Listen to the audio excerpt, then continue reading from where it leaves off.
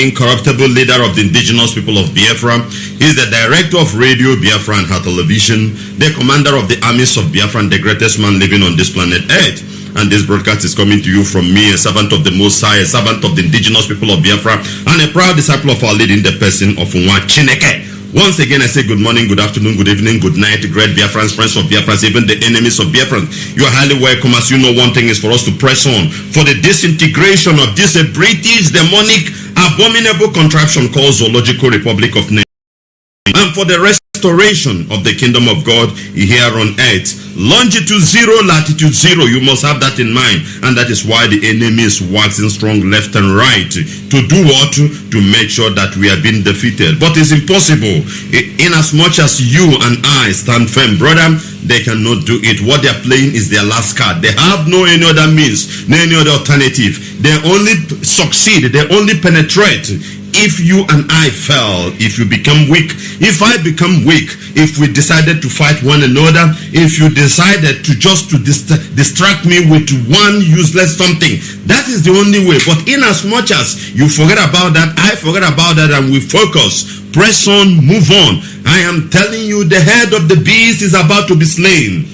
The head of the beast is almost just an inch for it to be slain, which is Zoological Republic. And we must do that, brother. Listen, nothing on this earth will stop the disintegration of Zoological Republic. Nothing in this world can stop it. Nobody. Nothing can stop Nigeria from not disintegrating. We will make sure that it comes to pass, irrespective of their alliance, irrespective of the people they are bribing, the money they're supposed to use to fix things in order. They use it to bribe white people. They use it to serve the colonial master. They use it to do what? To make sure that they subjugate their own people. Still, it will not happen. It will not save the zoo. It cannot sustain the zoo. The longevity of the zoo cannot be more than as it's been predicted. The zoo must come to an end. We are telling you, brothers and sisters, and that is why we must jump up. I must jump up, and for us to continue to press on. Press on, brother, press on, sister. Press on, my dear brothers and sisters, that we will be there on time. Not that we are not going to be there, but to be there on time. Very, very important. Nigeria is coming to an end. Nothing left again. Borrowing money, killing, bandit, ravaging, but they are still bombing us. They are bringing their bombardment to us to tell you that they are targeting your land. They are targeting your land. They don't care about their own desert. They don't care about their own desert in the Northern Zoological Republic. They took their armor tanks and everything, and they are in the east right now, bombing our brothers and sisters. This is the reason why each time I wake up, I become angry. I am not happy, I became angry. Nothing gives me joy, nothing sweet in my tongue, nothing. There is no any sting at all presently that will make me to be happy, if not that Biafra is being restored. Brother, because of the way our people are being maimed, killed, subjugated, destroyed, changed their minds, turning one another against one another. This is the reason why, brother, when you wake up, you fight. When you wake up, you fight. That bullet you are firing, aim it very well so that it will hit the chest of the beast. So that one aim, it will go down. One aim, there will go down. Nothing will stop it from going down. Very, very important. We are here to make sure that we press on to move on. Brother, don't be tired. Don't lose hope. Don't go down, and never you be an open channel for the enemy to penetrate your people. Always pray this prayer, that indeed God do not allow me to be the weak link, that the enemy will penetrate my people, that enemy will use me directly or indirectly to destroy what we have built.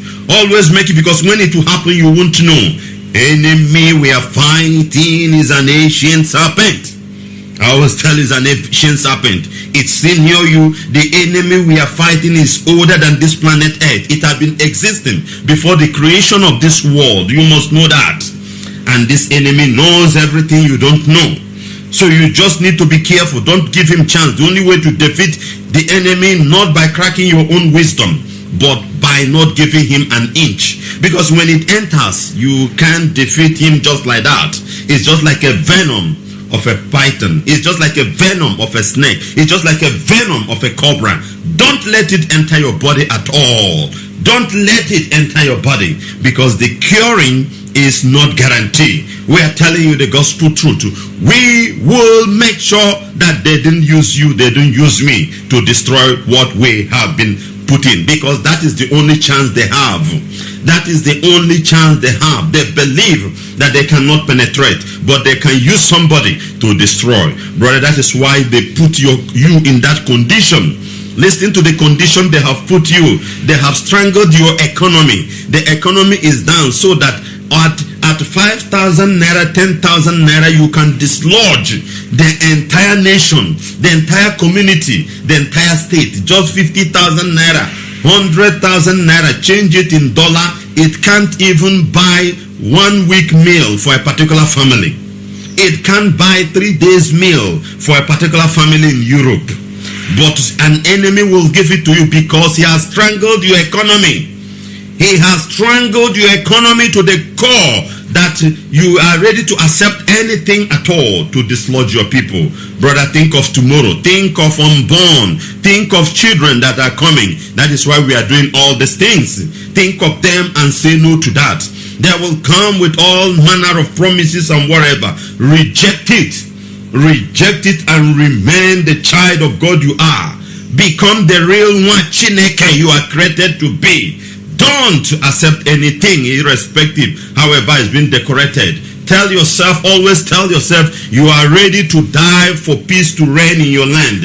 You are ready to die for Biafra to come, for the living to enjoy life. Put yourself in that level, so that your mind, your soul will never think of bribing, of accepting bribe, or becoming a saboteur.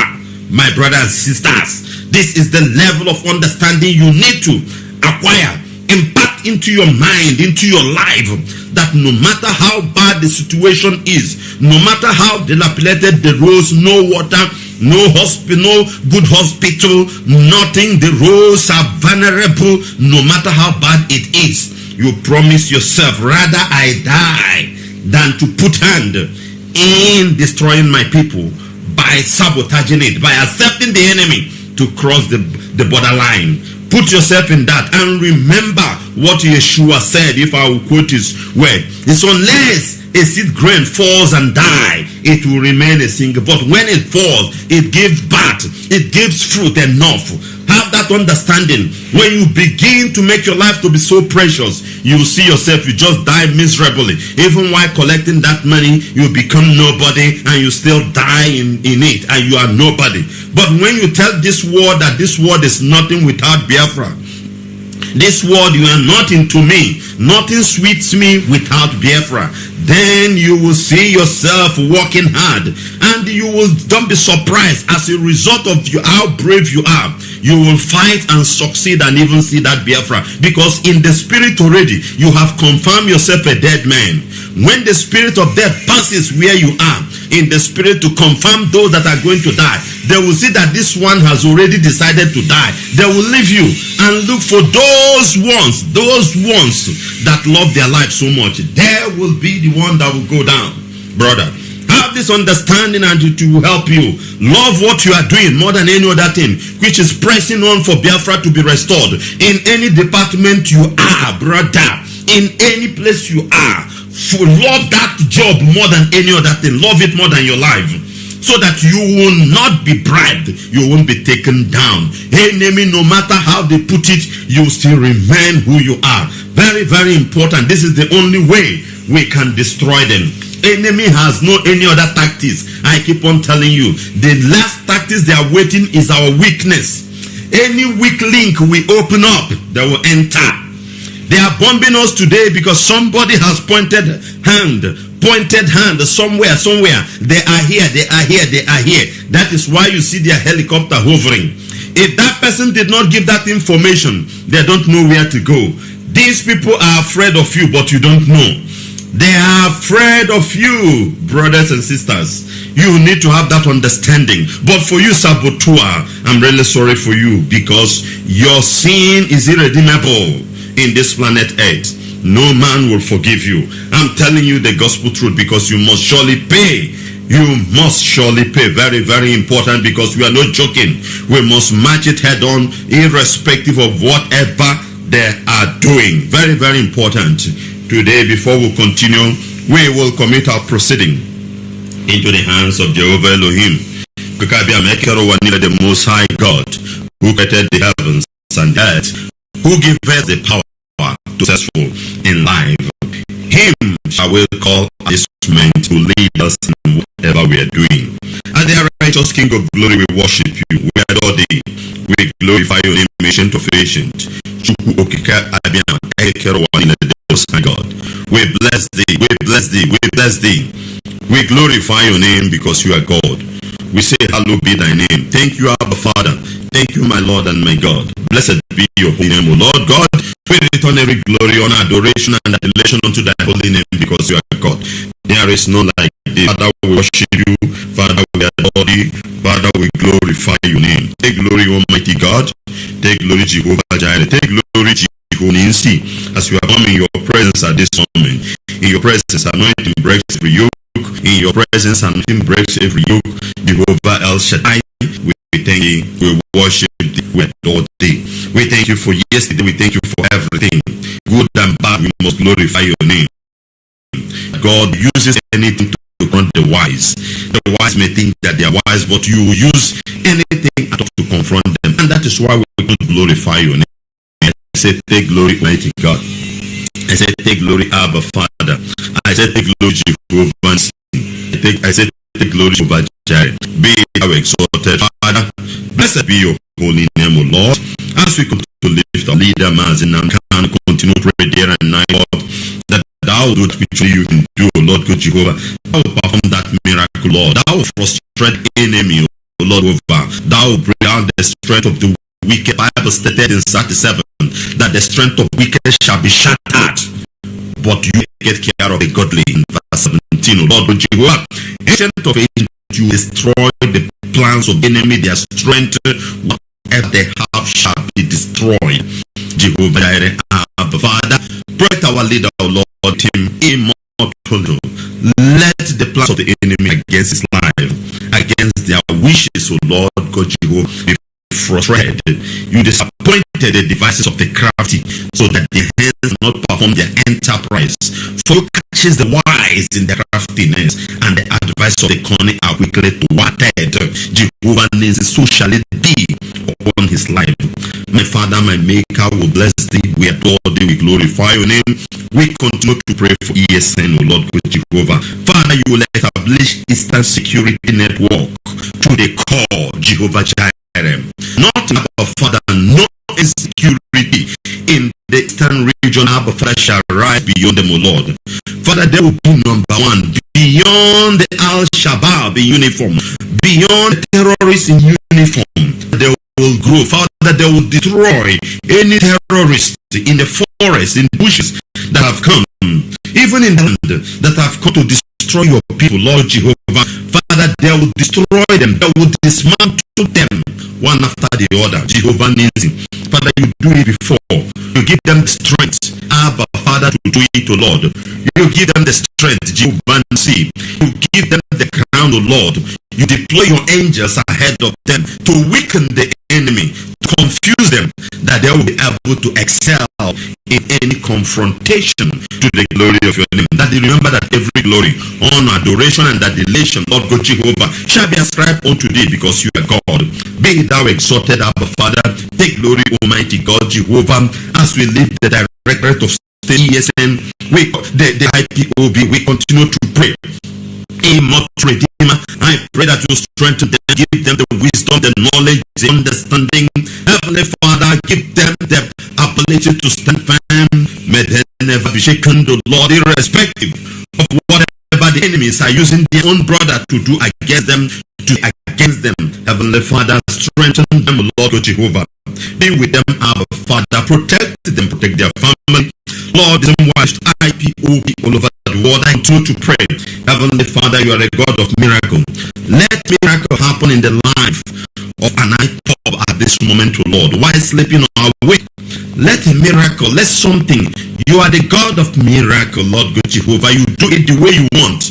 Visit him, visit her. Heal them, Lord. Restore them. Bless them, Lord. Deliver those that need your deliverance, O Lord God Jehovah. Those in problems, those in penury, those in agony, those in prison, those that have been sentenced to kill, those that they have taken up their mind away, those that they have turned their mind against their brother. Father, let there be deliverance, O Lord God Jehovah, for them to know that indeed this act is evil, and make a repentance. Ancient of ancient, let the Spirit bestow upon our people from North Pole to South Pole, wherever was scattered all over the globe. Ancient of ancient, O Lord, visit your people. Visit your people, Lord God Jehovah, with kindness, with mercy, with love, with joy, with peace in their heart, O Lord. Let somebody experience it and know that indeed you are God and you are with us. Father, you will do this, O Lord God Jehovah. That daughter of Zion that is crying every night, O Lord. Father, I pray that your angel will visit her, O Lord God Jehovah. Wipe off her tears, O Lord God, and strengthen her once again. Jehovah Ninsi, the same way you appeared to the apostle of the old, my Lord and my God, appear to your people, O Lord, and tell them that it is done. My Father, my Maker, there is nothing you cannot do. We have repented. We have done, or ancestors, or whoever that have done. We plead that you will have mercy and begin us more than before, to the glory of your name, that the world won't see it and know that indeed these are your children, and indeed that you existed. Those who don't believe will believe as a result of your miracle upon our lives, to the glory of your name. Father, we speak to the land of Biafra. Let the land, O Lord God Jehovah, be activated. Every power in the land to fight evil forces, to fight power, to fight principality, to fight the rulers of world of darkness of any kind, to destroy the forces of darkness, physically and spiritual. Those who are invading our land, those who pretend to be good but are bad. Father, let the land know it everything. Let it stand, O Lord, in judgment against them, to the glory of your name. Thank you, blessed Lord, Abba Father, as you answer our prayer, because you will take you will take it alone, and your name alone will be glorified. Thank you, Lord. Be thou exalted, Jehovah Ninsi. That this we pray and believe that thou hast answered. Yeshua HaMashiach, I prayed. Shalom, children of God, and that we must continue to press on.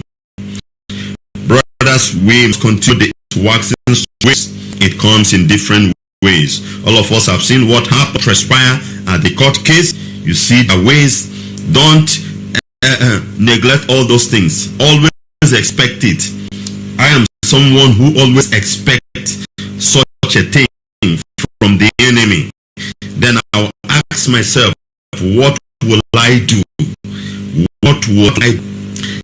You don't expect, even if an enemy gives you something good, tangible, you see it, just see magic, because it's an enemy. Enemy can never give you something that will benefit you. It's impossible. That spirit called Satan can never bless you. The spirit called Satan, evil, it can never bless you, can never give you anything good. Whatever you are enjoying that is coming from his camp, there is a time you will vomit it. I'm telling you. So that is how the Zoological Republic is. Always expect such a game, and definitely why you are seeing it being displayed, you have to think, what next? How are we going to do it? Very, very important. And we will discuss everything today by the grace of God.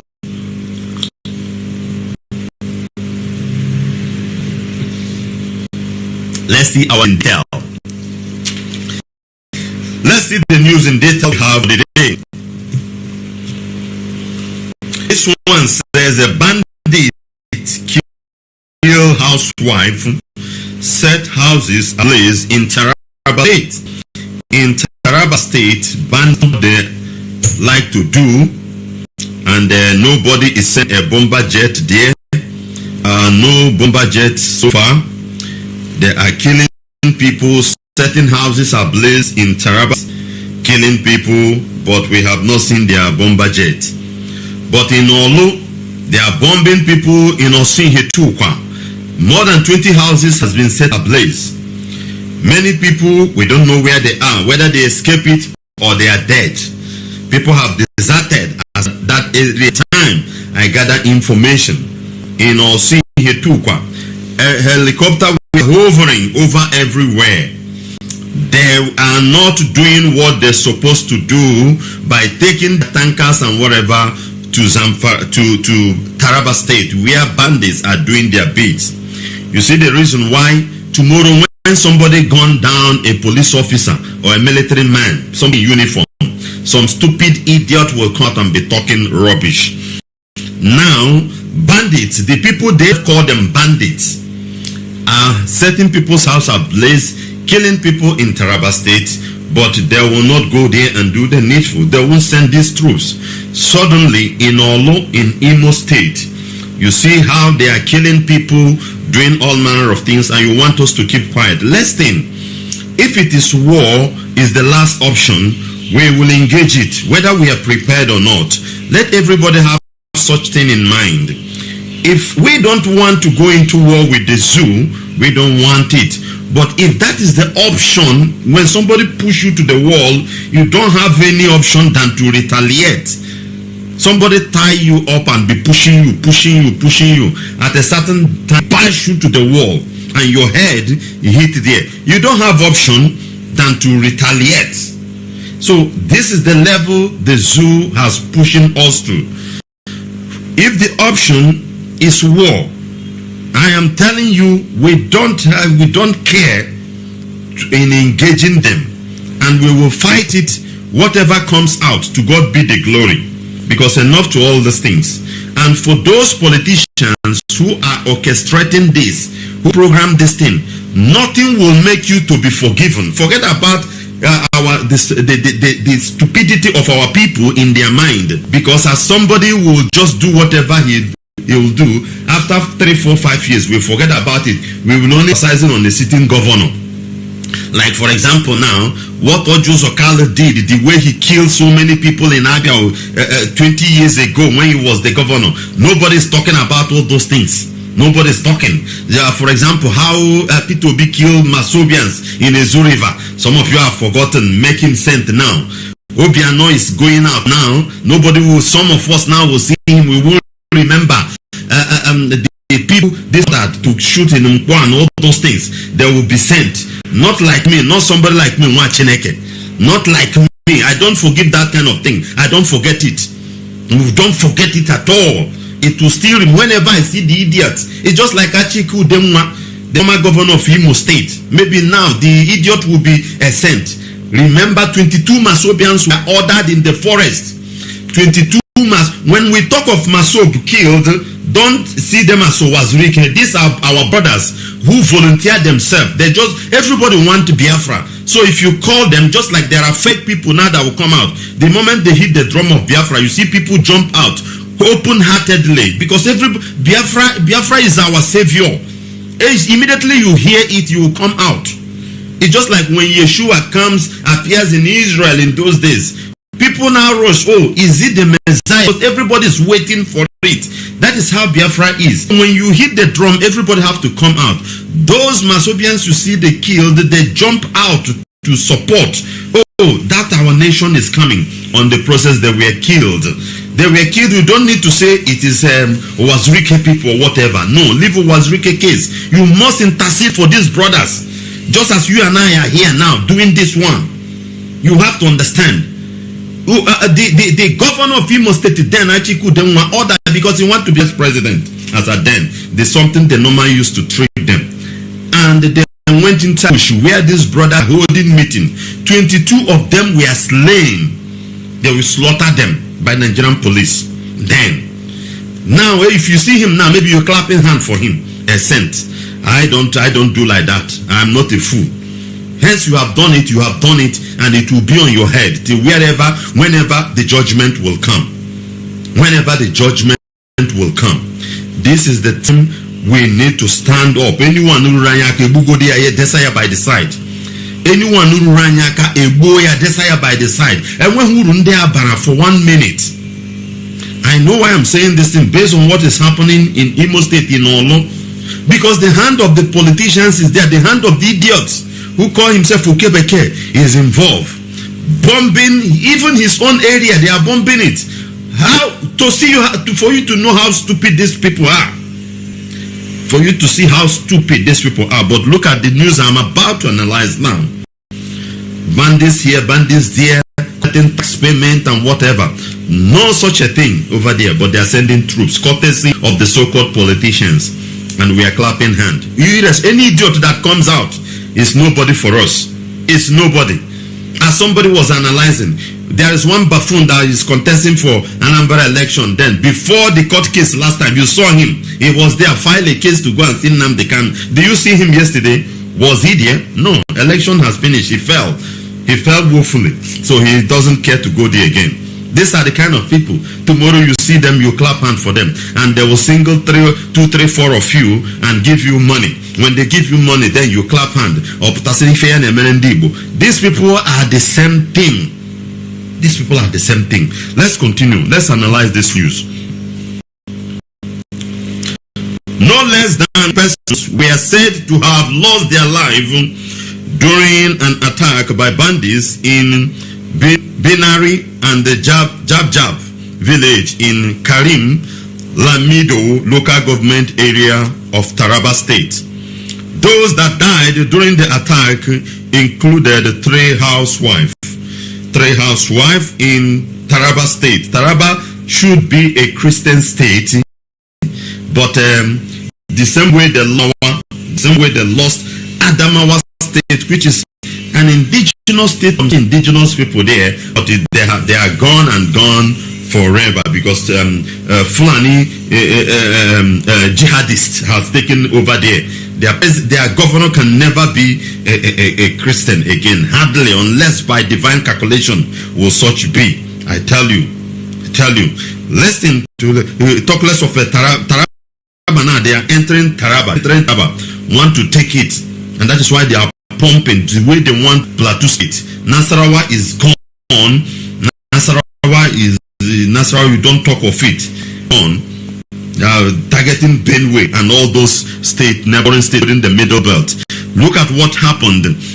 About how many people have been, 15 people who were killed in this bandit inside the state, inside the Christian state in Taraba. But we are not seeing the federal government reacting, sending fighter jet to go and bomb the bandits. This bandit, most of the time, will see their video clip where they are celebrating with bullets, chains of bullets, sophisticated weapons.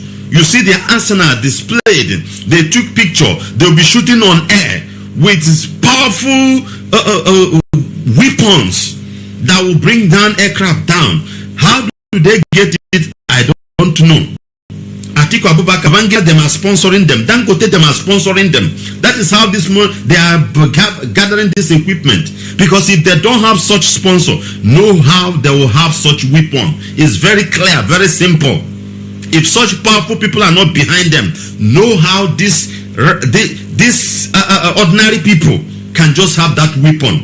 You had a clip, somebody said in Hausa that cattle, that we are known, Fulani, we are known in rearing cow.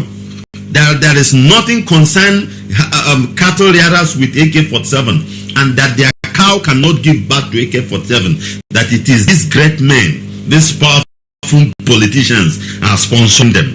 That is how you see them gathering all those weapons. Now, how will you know when they attack the area they want them to attack? You will not see any response from the federal government. No response from the federal government. But when they attack some certain area they don't want them to attack, what will you see? Then you will now see certain military men that will intervene somehow.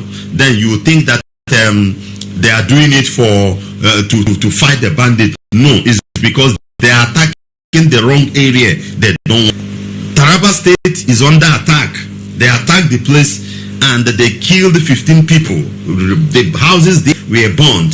If you go there now, it's just few mobile police that will keep there, tell you that normalcy has come back.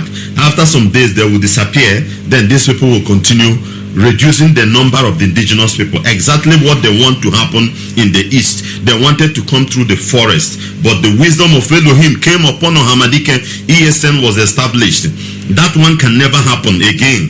To say that they are coming through the bush, settling in the bushes, attacking us from there and returning. And as for that one, we just hit your chat. We have conquered that level. Is coming through the city now using a legal terrorist in uniform. The Al-Shabaab call themselves the Zoo soldiers and the Zoo police, because these ones are terrorists, are the one they are using to attack us now, and we must do something on that. In Taraba State, we are talking about the news. 15 people have been killed in this particular village. This particular village, 15 people have been killed, and no like fighter jet in that area. Let's see one or two sentence more here. It was learned that the villagers attempted to repel by the bandits at about 4 a.m. on Wednesday. Reporters gathered that the attack on the two villages was carried out to avenge the killing of some kidnappers by a vigilante in the area a few weeks ago. 7 bandits were killed during the encounter. The bandit who survived the attack escaped with the corpses of their gang members. So said during the attack on Jab, the gunmen were said to have killed many people and set houses ablaze. You see, the villagers intervened, killing these bandits, these kidnappers, killing them, these terrorists. They now go and regroup and come back for an attack with sophisticated, and that's why they were able to kill 15 people, including housewives, and set their homes ablaze in Taraba State, a state that should be a Christian state. The governor of Taraba State is a Fulani local there and a Christian. Maybe if I'm right in my analysis, because I'm trying to understand the real tribe of that man. You see, that is where you see identical crisis. He don't know who to support, whether to support them or not to support this one.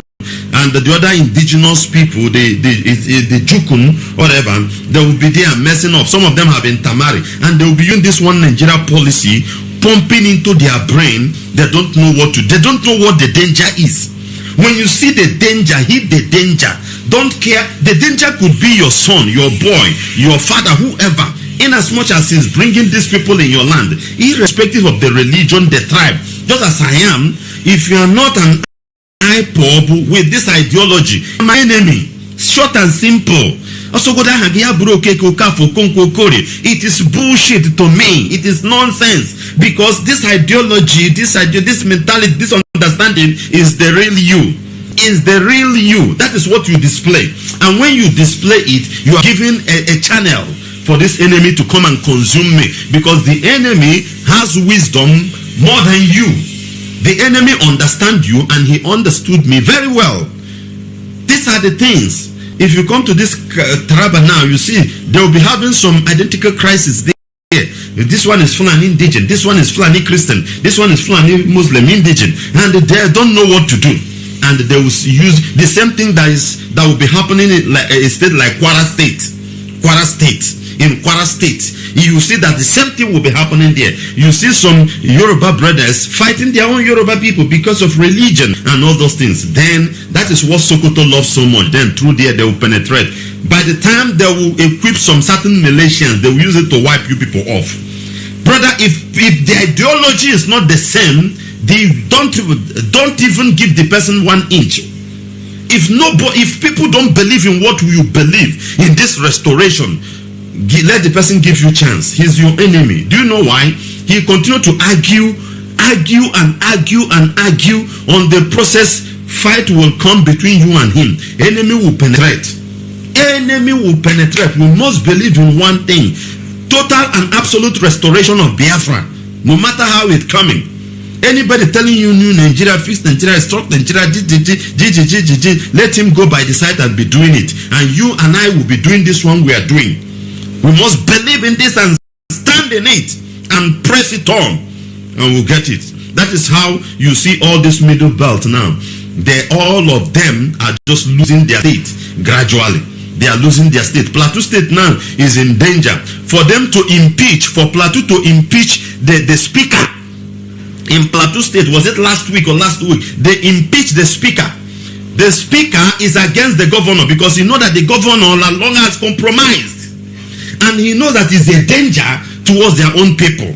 The speaker now stood for the people, The governor brought their caliphate money, pump it into the House of Assembly, State House of Assembly, which comprises of the indigenes of the Plateau State. What happened? They now impeach the speaker who has been opposing some certain ideas or whatever the governor is bringing in to lose the state to these people. They are already in Plateau State. They are already in Jos. The only thing that left now is just that government house. That's all. Everything wherever. The same thing in Taraba as well. The same thing in Taraba. The population is there, and you know that the population is the indices of power. They have it. So in this fight, if somebody is not speaking the same way you are speaking, brother, leave that person. Don't waste time on that, because these are the people that will cause problem to you on the process. If it's time to go to war and somebody is telling you peace and whatever, just respect yourself, go by your side, stay, don't come to me. Move, believe in that thing. If not, that will be the end. They bandit ransack those places. They ransack, kill people, indigenous people. The governor now is calling for peace and peace talk every time. Peace. How many times have you heard where the indigenous people went and they are attacking Fulani, killing Fulani, pushing Fulani? It never happened. It is the same Fulani that will come and kill. After destroy things, then they will call for peace. After peace have reigned for 2-3 weeks, they will come again and kill. They will call for peace. Useless set of people. Brother, we don't believe in that nonsense. But our own, we have to start with politicians first. In Igbo land, we have to start with politicians. Past and the present need to die. Anyone that have been involved in killing of our brothers for agitation for Biafra restoration must die. If we not on the present ones, because of the security they put attached to themselves, we look for the old ones. Those politicians now one after the other. When maybe you are very close to them, you eliminate that. I tell you, the problem is the politician. Now look, these politicians are criminal. No matter, I'm discussing of our own. Go to Osibanjo Facebook. Osibanjo is a pastor, a professor in law. Go the way the Nigerian economy is, the way he decorates his grammar.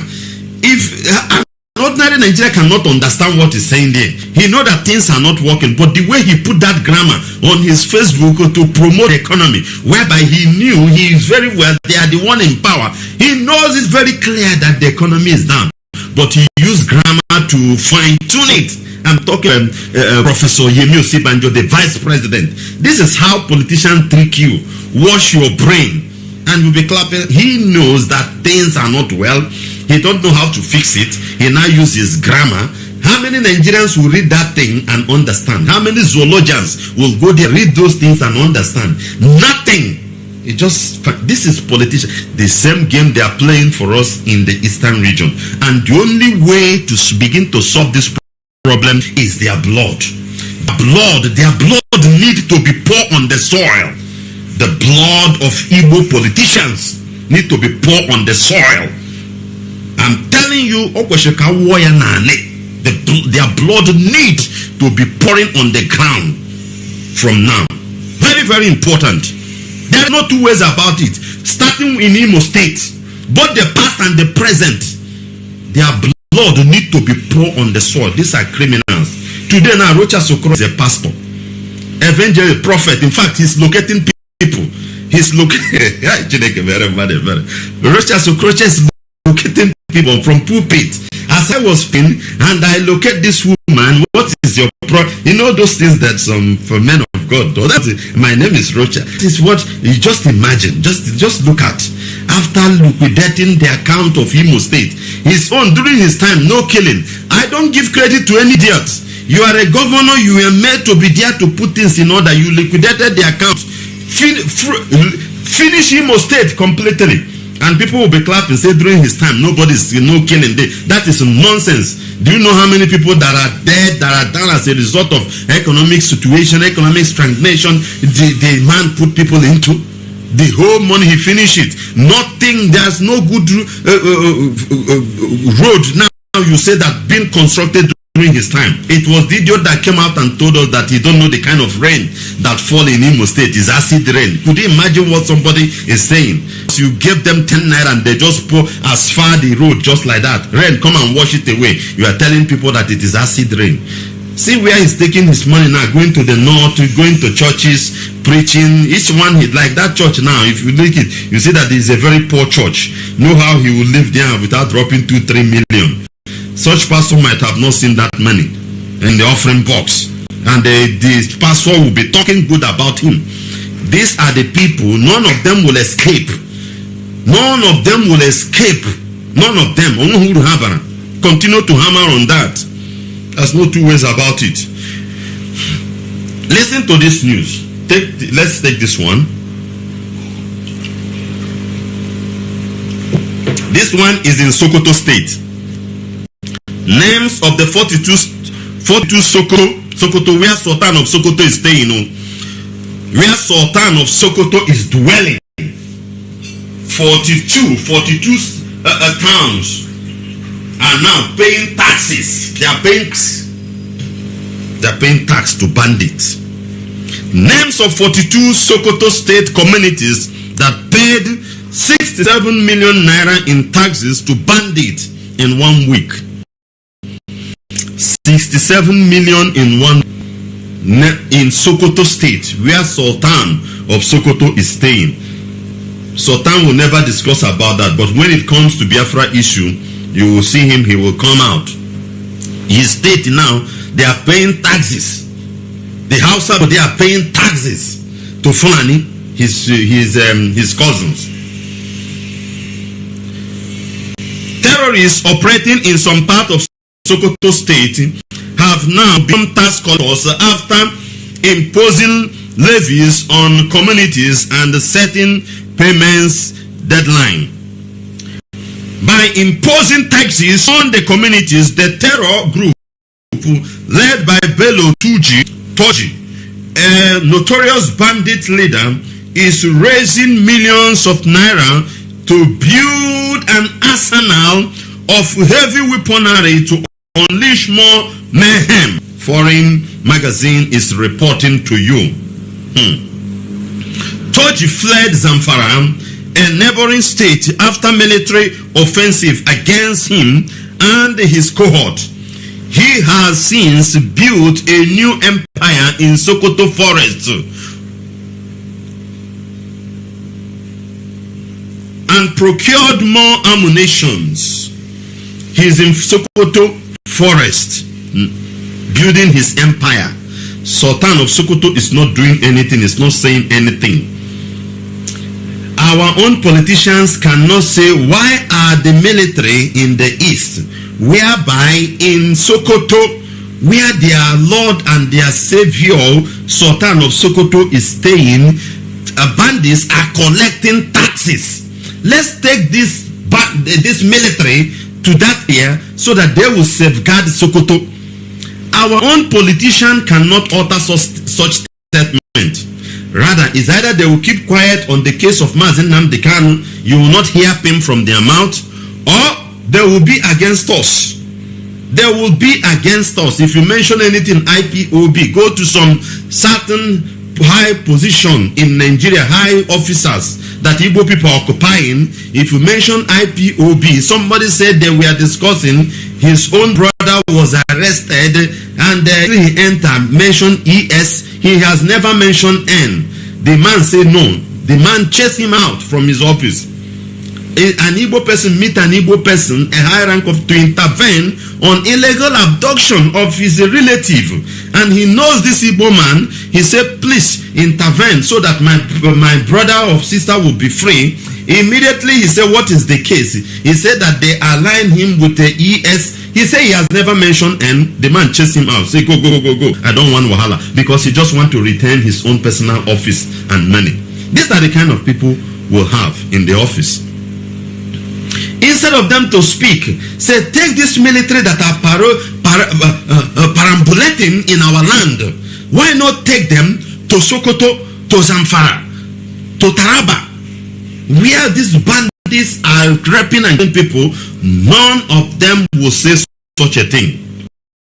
You won't hear any of them dead. But when it comes to our own, even our own governors, governor will open up his mouth and say we have been proscribed, and order our shooting in Mpo, order our shooting in Headbridge and other places, that you are now proscribed. And that is why they must pay with their blood. Pay with their blood. None of our own people will stand up and use this opportunity to speak. First, action. Let them speak from their offices. Let them make analysis. Let them write on their Twitter handle. Let them put on their social media platforms. Say this thing is not good. In a legal term, they won't hear him, and they will still stand there view as our political leaders. No sir, no sir. These are numbered. The fear of death is more painful than death. Kihari never think all that is just as usual. Now corrupt everywhere. Because anyone, none of them will go scot-free. Very, very important. This criminal in Zamfara state, this bandit, had been collecting tax from people in Sokoto.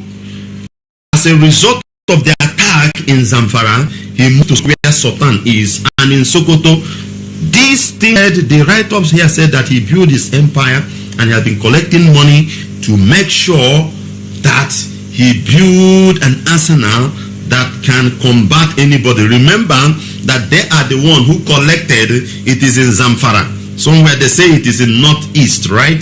That they collected the equipment that we used to shoot down aircraft, that made them to give is it $20 million to bandits, to pay $50,000 to bandits when the impostor, because Ray Buhari's death was buried in shallow grave in Saudi Arabia since 2017. So when the impostor was going to Kasena, so that they won't shoot down his aircraft, they know that they have the weapon.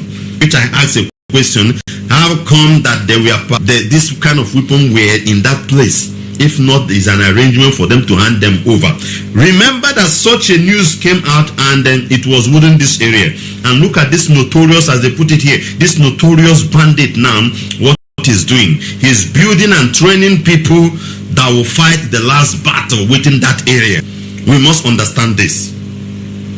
This is the game now. Sultan is there, he's not talking. Sultan of Sokoto is not talking, because these are their people. But when we agitate within the east, you see every idiot, every politician, everybody will open up his gutter and be talking rubbish. Talking rubbish. If we don't pay taxes, listen to what people are saying. Listen. Toji fled Zamfara, a neighboring state, after military offensive against him and his cohort. He has since built a new empire in Sokoto forest and procured more ammunition, according to confidential interview with source familiar with his movement. If we don't pay the taxes, they will kill our people, a community leader in Sokoto said. The people don't have option than to give the money. They are contributing. There is nothing we can do, since the government has shown that they can't help us. See, these are Hausa people. These are indigenous Hausa people. Government cannot. So they just decided to be paying their taxes to bandits. Since the levies were imposed on October, residents of the affected communities have had sleepless nights, rallying around to raise the fund. Over 40 under policed village in Sabon Brini have had a pay over 67 million naira to fill bandit pockets. In this particular village now, Sabon Brini, they have paid up to 67 million naira to bandits since this past October. Given 67 million naira. Maybe you are listening, you don't know what 67 million naira could be around $30,000 or $40,000. You know, these poor people in the village. If you go to this village now, they are as poor. In fact, they are as poor as anything, but they are trying to live. So they contribute money and they are giving. But the worst part of it is that is the state of Sultan of Sokoto. Though the worst part of it is that is the state where the speaker of the house is now a governor. The worst part of it is that the military, the Nigerian military, are in the east. Instead of them to send them to the north, they won't. They won't. Listen to what Lai Mohammed said, an old fool. Lai Mohammed is an idiot. Do you know why I insult that man to the core? At his age, at that man's age, the man is kind.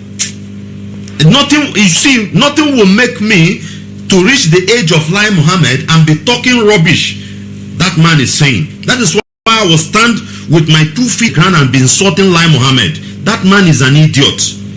Listen to what he said. Lai Mohammed, the Minister for Information and Culture, has decried the development, saying violent extremists collecting taxes from citizens across the northern part of Nigeria, not friends from street thugs extorting cash from citizens in the southern part of the country. That was only what the information minister is saying. That's the only thing the information minister is saying.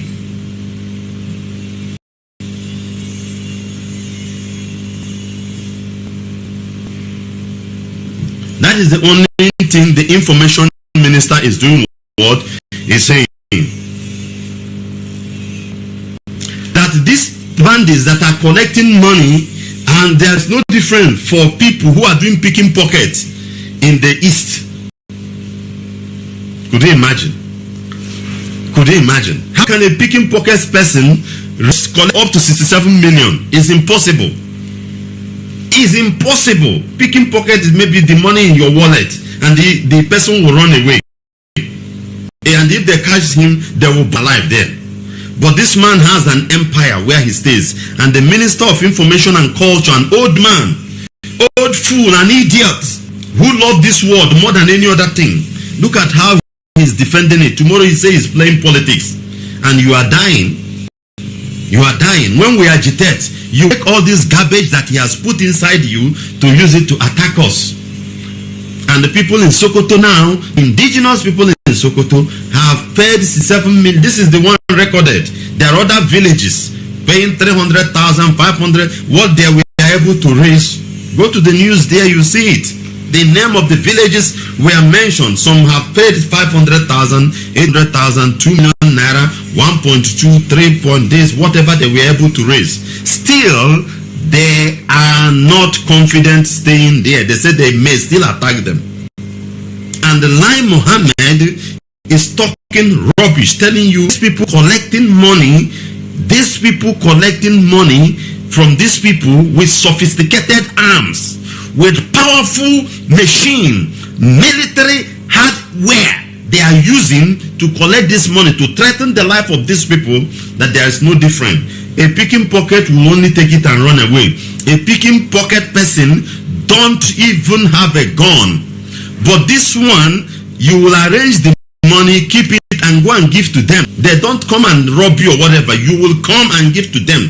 This is what Lai Mohammed is telling you, that they are the same thing. This is what Lai Mohammed is not an Hausa man. No. Lai Mohammed is a pure Yoruba man. But they have taken his brain. His brain is gone. It's just like a Femi Adesina. They have eaten his brain. That's why I tell you, don't trust politicians. These people are not human beings. Before you reach to that level, they will put you in a powerful oath that you will swear and you will become idiots. Look at what he's saying. And the zoo is going down. The zoo is dying. Poor people there now. Instead of him to say, take this equipment, take these soldiers, go and bombard that area, save people there. He won't. But he's trying to. His mind is just in the southeast. His mind is just in IPOP. His mind is just in Nnamdi Kanu. That's the only thing you see. That's the only vengeance you see in the heart of Lai Mohammed. That's all. An idiot, old fool, useless man. Lai Mohammed is the most useless. You are the most useless idiot on this planet Earth. I am telling you, look at your statement. Lai Mohammed, the Minister for Information and Culture, has decried the development, saying violent extremists collecting taxes from citizens across the northern part of the Zoological Republic of Nigeria are not different from the street thugs extorting cash from citizens in the southern part of the... You see it? The same man who said that these are common criminals, when they were asked, why not go and bomb them? Why by you are bombing other people? He said they are just common criminals. They are just common criminals. Lai Mohammed.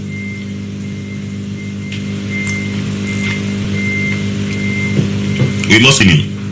It's for you to know the country you are living, the country you are getting your PVC, the country you are believing that in 1 million it will be good for you to see the mentality, the mind of the people that are governing you in that country.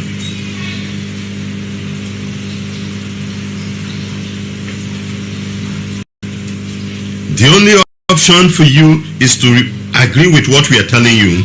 By the time you conduct referendum and zoo is being disintegrated completely, these criminals cannot form alliance. They won't have the power, even if they are alive, they will not have the power to today. They won't have that power. In fact, you will help them. Referendum and disintegration of Zoological Republic will help them to repent and become good people. Lai Mohammed will return back to his village and state. He will not have this again. Let's continue.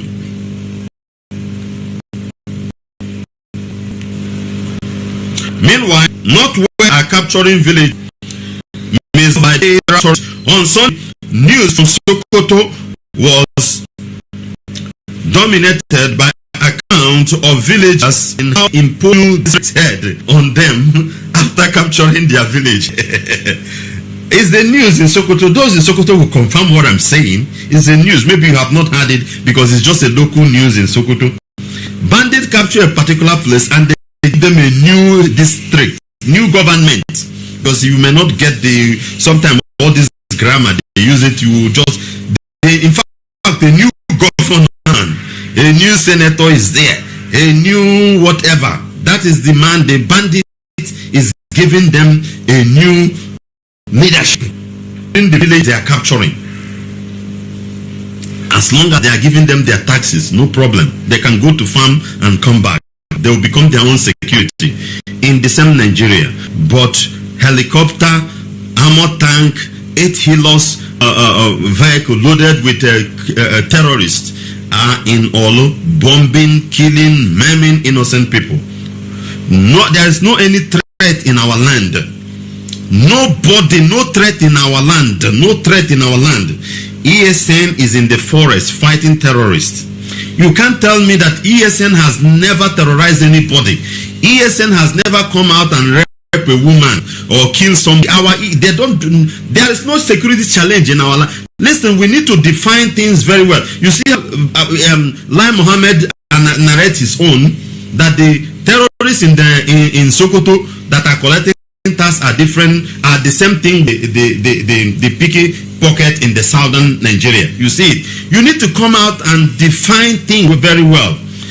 In Southeast, what you will hear, I continue to say it, the only thing you hear in Southeast is normal armed robbery that have been there for years. As a child, I've been hearing armed robbers robbing Mokopolo that is returning from Lagos or from Ugwausa. They have been returning or robbing people in Onitsha and on the roads. That is what we are hearing. That apart from that, there is no any other security challenge like that of the north, that you come out and see women and rape them, cut off somebody's head, whatever, within our region. Nothing like that. So I see the reason why the so-called military men will be invading our land, militarizing everywhere, intimidating people, killing people at will, bombing. If you see the kind of rock people are throwing, go to Facebook, you will see the pictures. If you see the kind of bullets they are using to shoot from air, you will know that these people don't think of good for you. No security challenge in our land, but these people want to bring hell to us. The people that invade their own land, doing all manner of things, they don't want to go there. They don't want it. Very, very important. They don't want to go there. This is Radio Biafra Hausa-Service 2 coming to you from the platform of Radio Biafra London under the leadership of one and only Mazi Nwachineke. In case you are joining us, we are still analyzing the news that are happening in Sokoto State. There is no security challenge in our land. ESN nobody will come out and say this is what ESN has done to them. Nobody. Is either you are something or something else, then something could happen to you. So there is no need bringing down military men to our land. Don't want it. Push us to war, we will fight. Look at Sokoto. In Sokoto, the villagers are telling you that the area captured by the band senators, local government chairman and whatever, that is what it means by that. They have given them a different leadership out of the government of the zoo. Understand it in that way. They are not sending these people there, brother. They are not sending them. They are not sending them there, but rather they are attacking us. This is why we must attack our politicians, those who keep quiet and allow them to continue. This is why we must start attacking our politicians, because all of them have been bribed. They know all these things and they keep quiet and they see it, they understand, they signed it and they agree with them. So in as they still stand there to block our view, we will start to kill them, because anything that will stop Biafra restoration or that will destroy Igbo race or whatever must be uprooted. Ihe ọbụla ga-egbochi anyị bụ ndị Chukwu mere anyị ka anyị bụrụ. Ihe ọbụla ga-egbochi anyị iwepụta Biafra, a ga-emebi ihe ahụ, a ga-ewepụ ya. Ihe ọsọkwara ihe a, ọsọkwa ya wụrụ nwa ebu n'afọ ka mmụọ bịa bịa fọm ọ bụ nwa ebu n'afọ. Brother, agaghị elekwa ya anya sọ ebe akwa ahụ. I'm telling you, our politicians supposed to talk. Look at what is happening in Sokoto State. They have formed a district in area they have captured, district leaders collecting taxes, but military men are in Oluhetukwa, in Osun, bombing people with rockets, and people are keeping quiet. For what reason? For what reason? People are keeping quiet, and some idiots are calling themselves a senator representing Olu Senatorial, Olu this, Olu that, Imo this, Imo West, whatever. What are you doing there? Can't you see this news? Why not this Nigerian military you brought in our land to go and safeguard area that have been captured and change the government completely? Nobody in our region is crying for any insecurity. The insecurity we are facing is the normal insecurity that you people left us after the Civil War, because robbery started in our land after the Civil War. Our people engaged into robbery, robbing each other, which is a cost to us. We know that. Apart from that, our land, our region has been peaceful as it is. Nothing like any invaders. When your invaders was about to come, by the wisdom of Elohim, they can establish ESN, which they stopped them. Such nonsense, you can't hear it as it was before. You can't. Because anything we see in the forest is a bushmeat. Then why would you invade our land? Why will Olu be invaded? Why? For what reason? Why will Olu be invaded? Why? That is the question we need to ask ourselves. Why? And that is why we need to channel our anger towards our politicians. Because somebody's supposed to stand up and tell in the red chamber or in the lower house to tell that, look at what we are hearing that is happening in Sokoto. Look at about how many communities here, about 42 communities that have been published, the amount of money they have been contributing and giving. Somebody's supposed to rise up and say, Mr. President, Mr. Ska, look at what we're supposed to take these soldiers towards this place, not this place. At least let it be that somebody is talking. Ex-leaders that are keeping quiet supposed to rise up, tweet with their platform. At least go do just to tweet, but nothing like that. Brothers and sisters, we need to be preparing, because here some of us are stupid. One ex-governor because I heard something I don't need to say on radio. I heard something about Kamisi. This state is useless. One state, yeah. Or can I move in Igbo in a move as Ibu Ikabudati Nishi, Nanya state, a man one no here. State ya open down Sakaria if you don't know. And they can keji mebugi. Oh, Biafra Biakegama can on Iga when they can hand on a state, maybe can have a hand. Even on Nane, or when they one together, but they were.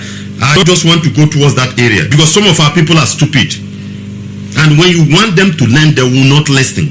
I listened to a particular voice note that I say tomorrow night no, and look at what is in his brain. Very dangerous. We must continue.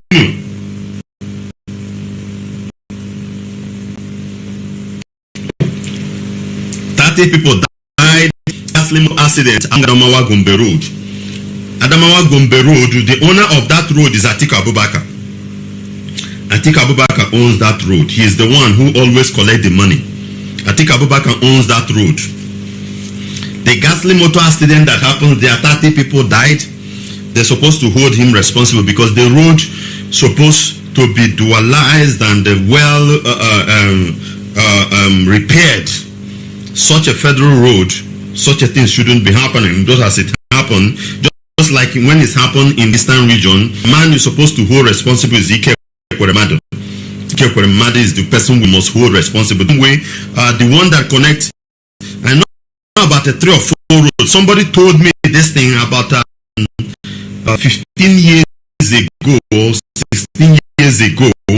That time, that was the youth print of the Catholic Association or Catholic Youth Association. Then we were in for a particular program in Yola, I think.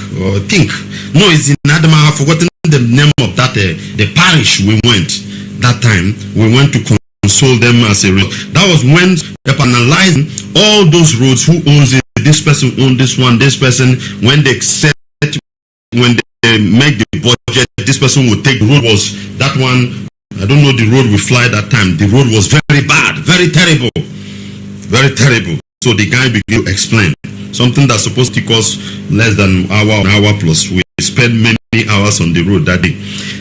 Those federal road between Adama and the Taraba, Yola, Gombe, whatever, is owned by Atiku Abubakar. Whenever they want to award the contract, they'll pump it into his account and he'll pocket it. So those of you that are dying, they say that 30 persons have been killed in a ghastly motor accident in a collision involving 2 vehicles, Gombe and the Yola Road. This they are Gombe line and what do they call it? Adamawa Sunshine. Those people that died there and they are dying just like the ones that are dying in East. You hold Atiku Abubakar responsible. Their blood is in their head because they are the one who eat the money that we are made to construct that road. They are the one eating. They are the one eating the money. Short and simple, and leave the road. During election, they will come and give you a bag of rice and all those things. Where do they get the money to buy all those things? It's the money they prepared and buy in Dubai and whatever. Traveling, have private jets, you living. This your blood they are sitting upon, and you'll be dying on. The kind of accident you see in the zoo. Call people in Germany. Call people in France. Call people in Spain. Call us whether they have such. How many times has such accident happened? It won't, because such a road is supposed to be dualized, and where the other lane could be about 3 or 4 lanes with a traffic code. Suddenly, before you see such an accident, you see a federal road with one single lane, just one, and with potholes. Because according to the writer, it says as the driver was dodging potholes, both of them were collide together with speed. And you know the zoo. As a result of frustration and whatever, somebody will go while I'm putting money, you know, before he entered the steering. He become a psycho in the wheel, and anything can happen. So all those kind of things. So just hold Atiku Abubakar responsible on that. No need to waste time on that news. Any accident that happened with a federal road in the region, you hold. Whenever you come there, you tag hashtag Ikwere-Madu. When it happened within this Adamawa Gombe federal road, you go there, you tag hashtag Atiku Abubakar. Just leave it like that. Just leave it like that. You don't need to. They are the one. There are other ones, other states. When we reach there, I will be telling you. Look at this one also to tell you that the zoo is coming to an end. Nigeria is coming to an end. Nothing. They're killing themselves. Economy is zero. Borrowing, and they will continue to borrow until they die. But prepare. Getting prepared to do what? Prepare to pay debts. Don't worry. When we restore Biafra, we will pay our own. It's nothing. We are not afraid of all these things, because when they will divide, as I said, they will divide the zoo, and everybody will have inherit a particular debt. Buhari knows what they are doing. The government of Garba Shehu, because Buhari is dead, they know what they are doing. So they want to borrow this money. After they have borrowed it, and they are building their railway in Niger and in the northern zone, so that they will share the debts to us. Don't worry. We will even help them. Not we will even. We are going to help them, because if our own economy is booming and their own is not booming, we are not going to enjoy it. You just use, for example, now, hardly you see a poor, wretched. There is no any poor, wretched country in Europe. Those are supposed to be in that level, but they will use their union market somehow to help the other one. It's just like when if you are poor now and you are existing between 5 millionaires, there is no how you will be poor if you are in their circle, because somehow even they can be sending you on market, you'll be buying things and making profit from it. From there you will not be at that level, because there are rich people you are existing within, something of that nature. That is some build. But the wickedness in Africa will not allow it to be. But we will teach them that economy when the time comes. Very, very important. Check Europe. Use Europe for example now. If you calculate now, there is no country in Europe that is as poor. If you talk country like Hungary or some of this Eastern Europe, if not the Western Europe, those Eastern Europe will be as poor as the South Americans. Some of them will be as poor as South Americans. I'm telling you, they're poor as Africans, but they will be as poor as South Americans, or as poor as countries in Asia, some Southeast Asians. They will just be as poor as those ones. But you see them, they are growing. The reason is the way that are rich in technology and somehow can go there and invest a particular company. Maybe you are building, you construct Mercedes in Germany, but the tires Mercedes may be producing in Hungary, just saying an example, or in all these Eastern Europe countries. Most of them are very poor. They are very poor country. Nothing is there. So this is how they build it. This is how they make it the European market, and it's revolving. So you will not see somebody that is very wretched there, because if you are rich and poor poor people are around you, you cannot excel. In fact, you are in danger.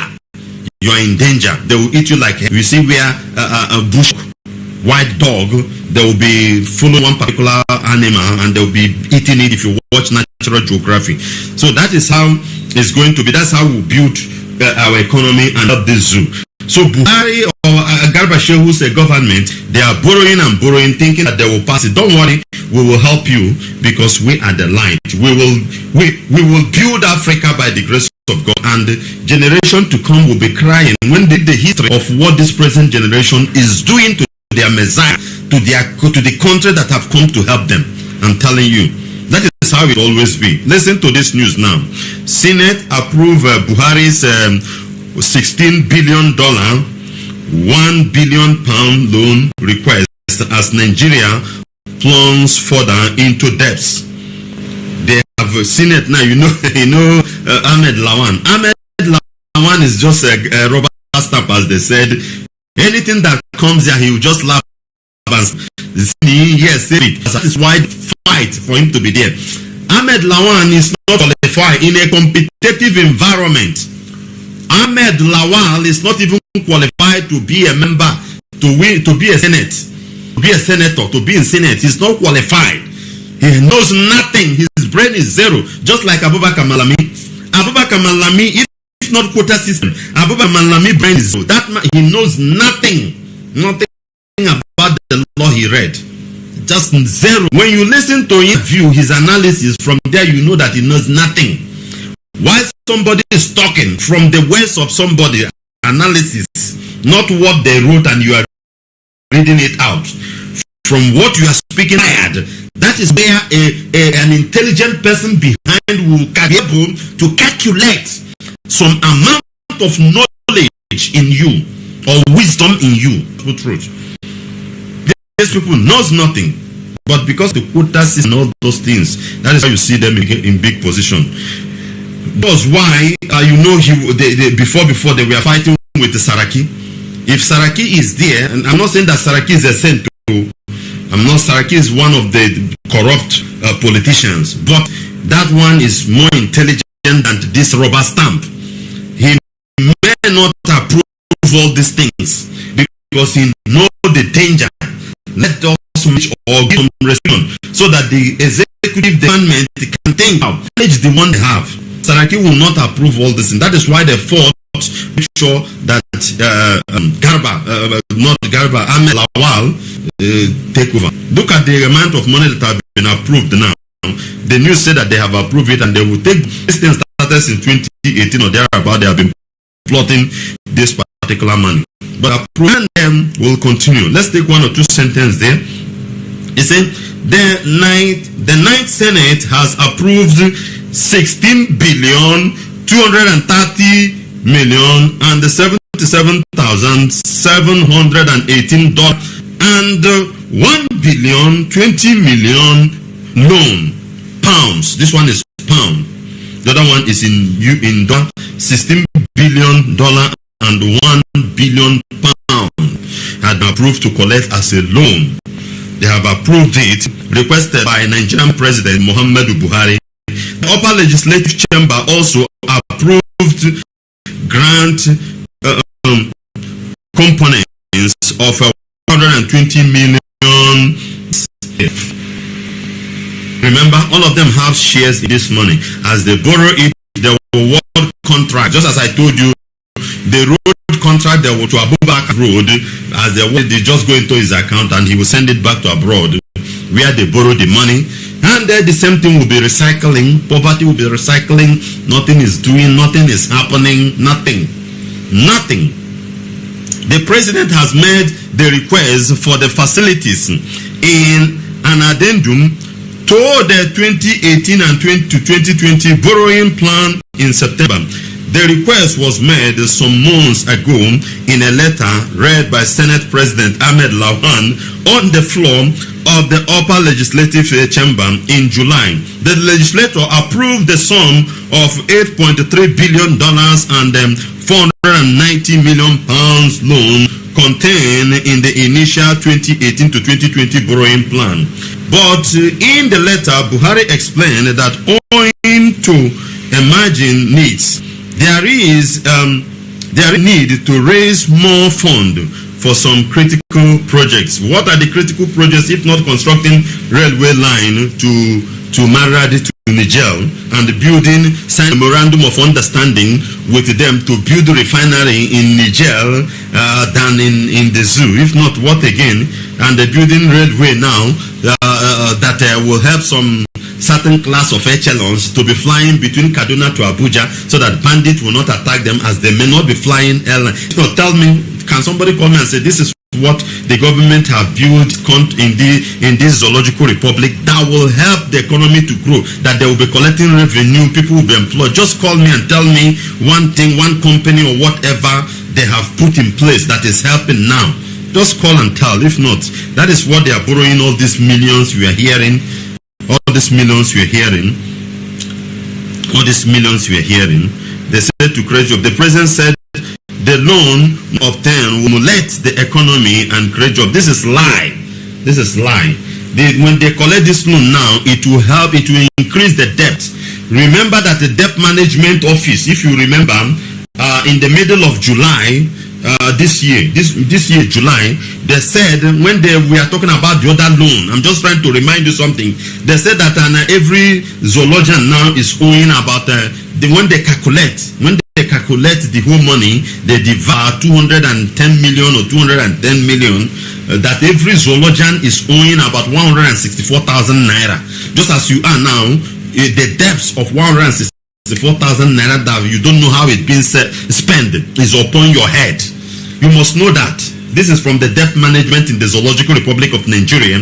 They told us, that was July. Yes, that was the month of July. They said that every zoologian is owing about 164,000. Then when you add this $16 billion and 1 million pounds they are about to collect, when you add it, maybe your own debt now will reach up to 2,000 naira. You are owing, and you have not eaten 3 square meal. I don't think there is any day that an average zoologian have eaten morning, afternoon, night very well. But look at the money on top of you, because you allow Atikwaka to be there, because you allow Babangida to still be alive. You did not conduct any revolution, bloody revolution, to kill them. You allowed what's his name, Tambuwal, to be in Sokoto there after stealing money he stole in Senate. You allow all these your northern criminals. Kwankwaso is there. Many of them what's the name of this Jikawa government? All of them you allow them to be. But had it been you conducted a revolution, bloodily one, to fight them, this thing wouldn't have been. Now the debt is upon your head, and you must pay it. You must pay it. You must pay it. Had it been all of you in the north supported the NSAS protest, and it turned into a violent riot, and all these criminals, everybody begin to eliminate them, begin to gun them down, those the hands will lay, things would have changed. But now you are owing already, stand by 164,000. I am not, this statistics is not from me. Go and check it from the debt management of the Zoological Republic. They publish it in the middle of I think either 14th or 16th of July. Can't remember the actual date. They published that thing 2021, that you are owing 164,000. Both Umwe Kunaka, a child, a newborn child, and an adult, they share the money equally. You are owing 164,000, and now they are planning another billion, $16 billion, million pounds or billion pounds. They are trying to again borrow. Then when they got it now, calculate it, put it on top of you. This is what you are owing. They know what they are doing. Just as I said initially, they will like to put it on top of Biafrans when Nigeria divide, when Nigeria disintegrate. But all those things, and we are not afraid of it. We are not afraid of it, because the way our light will shine by the time we are free from the zoo, in fact, it will. Remember the prophecy of Mazi Nwachineke, it says the last miracle that will be performed on the earth before Yeshua will come. If you remember those 2013-14 prophecies of our leader, if you are one of his students, very, very important. So it won't be, this one is nothing, we'll just pay it, because we are the light to them. we are the light to them. Very, very important. Finally, let's take this particular news before we go to the analysis of the yesterday court case. We will still come to that. Many fed killed as bandits lodged house-to-house raid in Buhari's home state. In Buhari's home state, Katsina, many people were killed. Bandits are still going house to house. I'm talking of Katsina state. In Katsina presently, house to house raiding is going on. But armored tank, 8 loaded Hilux is in Olo with helicopter hovering, shooting rockets, and Igbo politicians are knocking. Igbo politicians are not talking because their children is in Abuja. No idiot is talking, and you want to take it calm with them. I don't care. If any of them comes our way, please kill them. Kill any Igbo politician, ex-governor, you see, please, West dead, they are useless to us. In Buhari's state, Katsina, bandits are going house to house, killing people, robbing. This one is not the Sokoto one I talk of. This one is another news headline. But instead of them, and when the impostor want to deceive people to return to Katsina during their Ida Fitri's festival, in order to deceive more Nigerians that is Buhari, they have to go and bribe these bandits because they were afraid for them not to. The rocket launcher they collected from them officially to shoot them down. They went and paid them $20,000, $30,000, which is about $20 million, $15, which is about 20 million naira. In Katsina state, Buhari state, that is where it's happening. In Katsina, I want it to sink into your ear. In Katsina state, then our political criminals in land who will come out and tell us will not utter a word. They are shooting rockets. Go to Facebook and see the kind of bullets these people came to our land with. And this idiot, these criminals cannot utter some statements. Say, why this, why not this place? Look at the headline news. They are in National Assembly, sitting in the red chamber, preparing for 2023.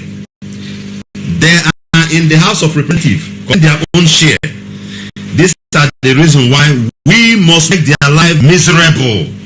If we make their life miserable, we are wasting our time. I'm telling you the gospel truth.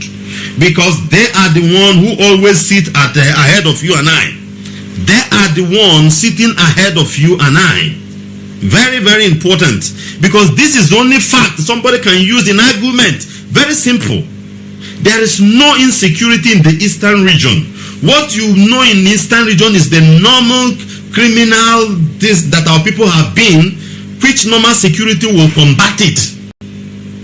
There is no security for you to use helicopter, gunship, armor tank, Hilux loaded with Al-Shabaab to come into Olo and you are bombing people. There is no such insecurity in our land.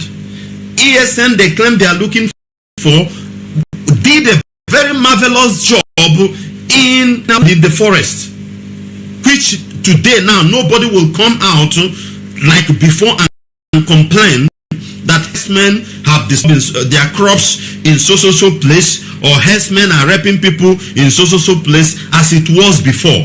The only thing you hear now is invading. Maybe they invade and go, but to take cow, destroying farm just like before, normal.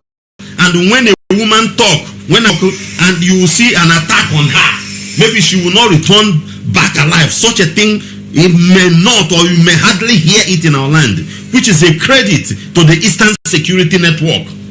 Apart from that, there is no insecurity in our land, and our politicians kept quiet. Allow some certain idiots. Number one is Okebeke in Imo State, who want to please the Fulani to the core. They want to please Fulani to the core. They want to please any hegemony to the core to bring this thing to our land. Nobody's talking. Whereby in Buhari's town, in Buhari's state, the dead Buhari state, bandits, many were fed dead as as bandits launch house-to-house raid in that area. None of our politicians are talking. Nobody's tweeting. Nobody's using his platform to direct this government, and that is why they will be start paying with their life. Very, very important, because all these people they are shooting with rockets, you may not count them. People will die and decay. Their body will decay in the forest there, where this helicopter were used to kill them there. We have to start with them. Very, very important. This news in detail.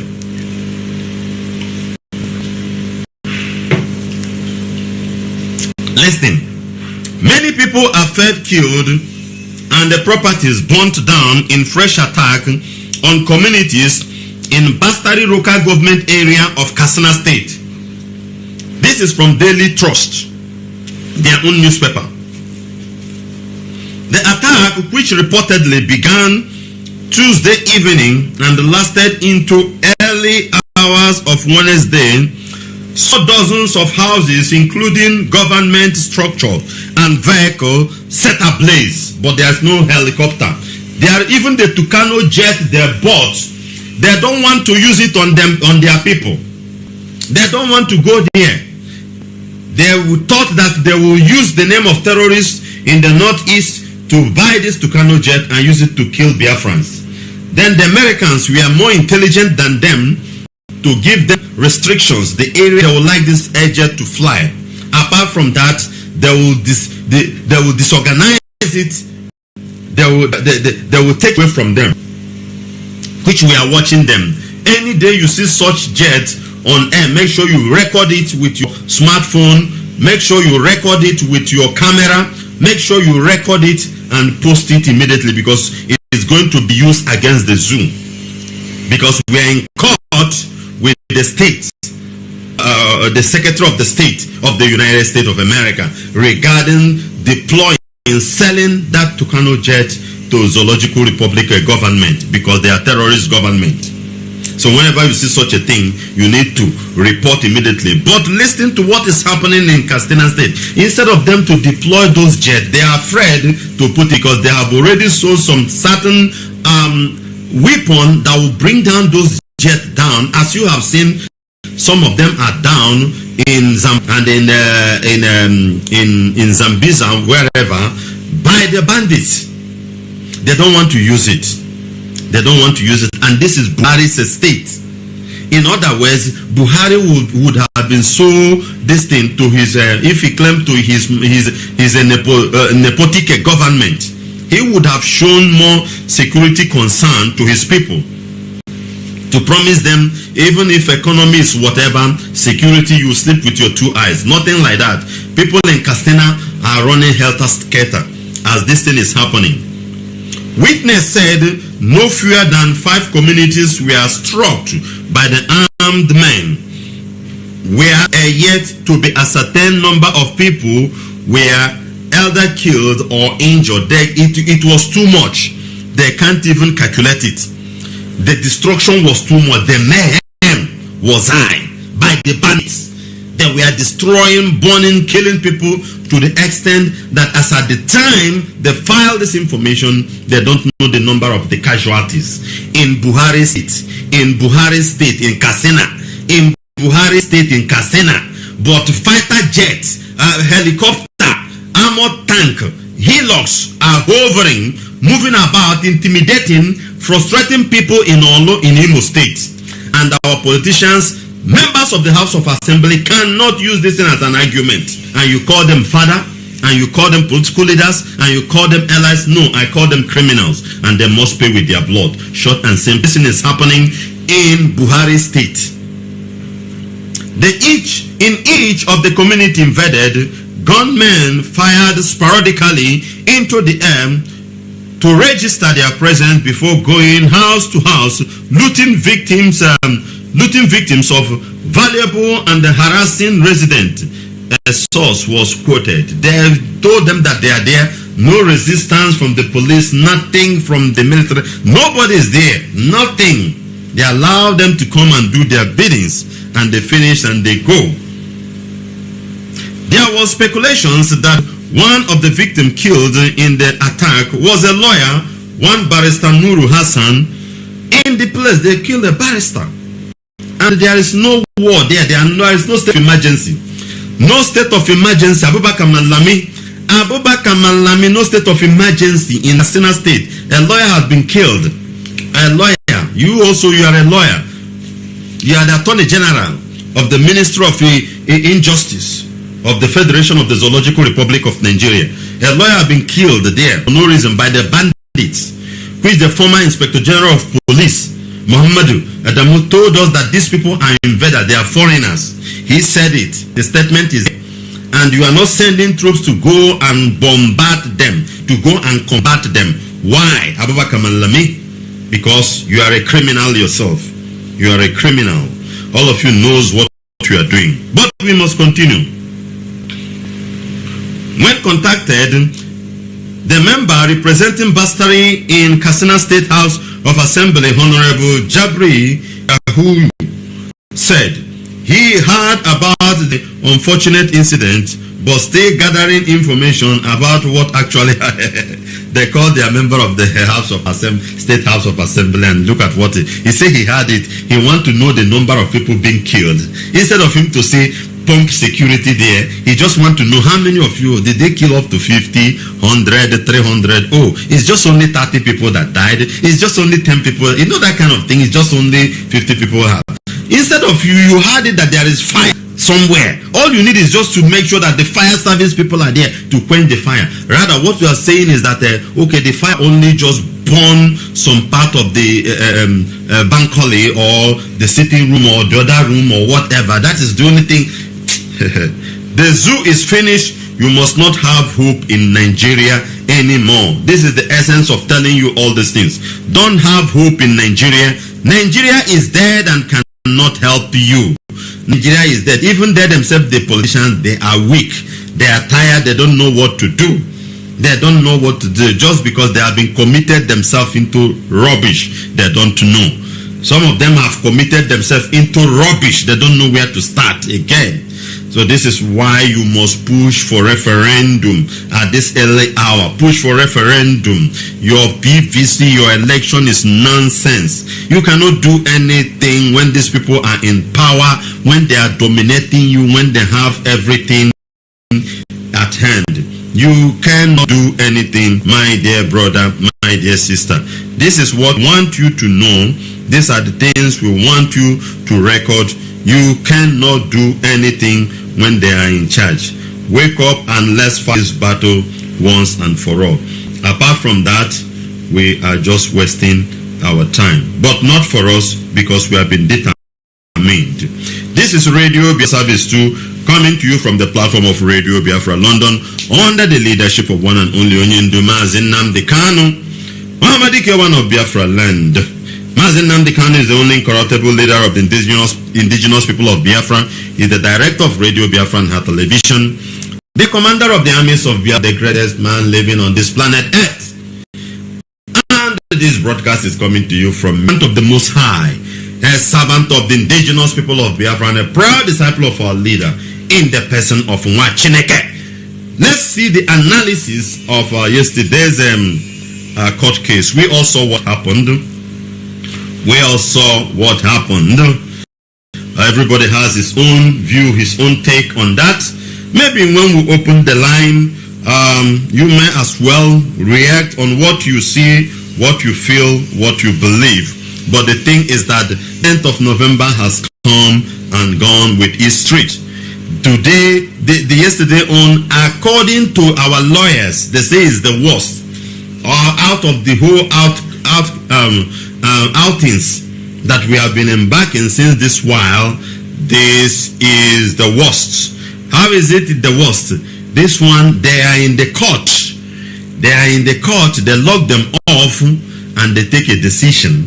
The lawyers are there. They take a decision. This is the worst. They don't say, okay, your legal terms are there. Your legal normally, judge don't. I think the judge have to discuss things with the two opponent lawyers. I have never seen this, and we had them very clear in a lot of video clips that are going on, that are in circulation. If you have not seen them or watched them, it will be good.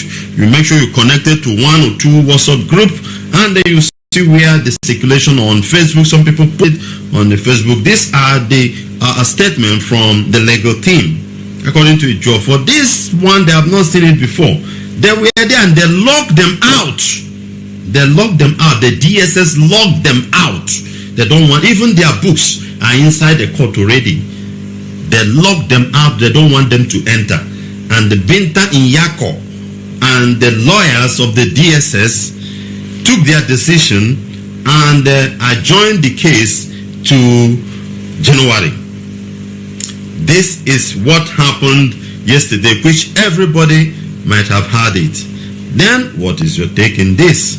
To tell you the games. Binta Nyako is the husband of Murtala Nyako. Murtala Nyako, one of the dangerous political criminals during Jonathan time. Murtala Nyako destroyed the economy of the state. His state. This man looted everything completely. This man took advantage of Jonathan's stupidity as a governor.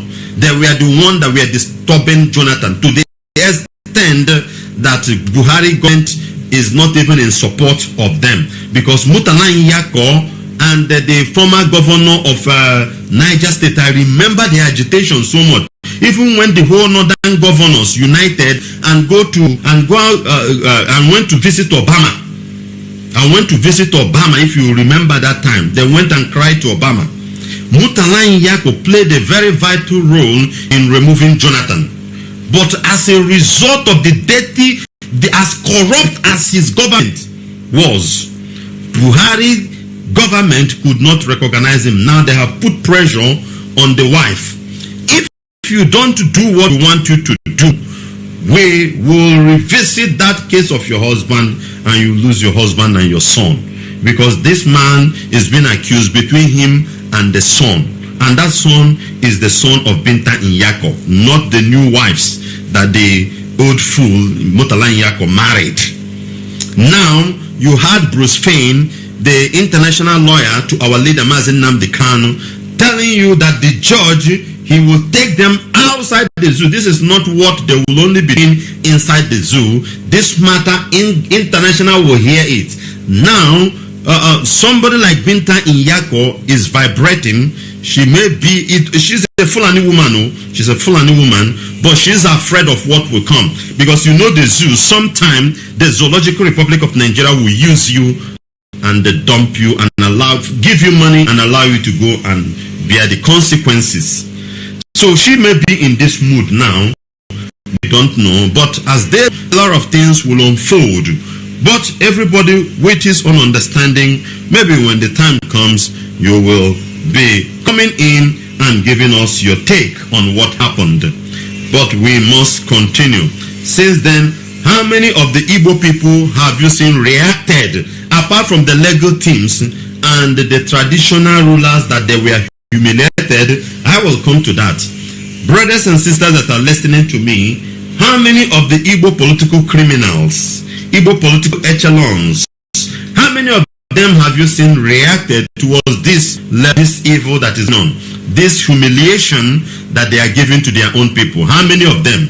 None. Everybody is quiet, enjoying. Ojo Zokalo will he talk, Theodoge will he talk, P2B that is a cent now for 2023. Will P2B talk? None of them. Ike Kwaremadi talk.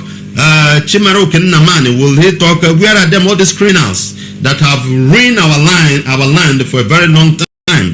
You won't hear them talking. Members, former and present members of House of Assembly, have anyone, if there is, when you come, you correct me. You will not a pim from them. They will just keep mute.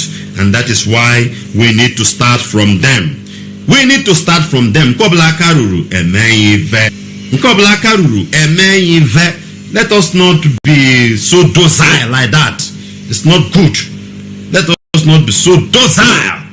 We need to begin to teach them a lesson. Look at what happened. This one is, we are not saying, listen, I'm not saying that they should come out and say, why you are doing Mazi Nwachineke case like this. No. Let them not come from that angle. Let them come from the angle of their so-called traditional rulers. Some of them, their elders are there. It is your elders that were humiliated. Kept your elders.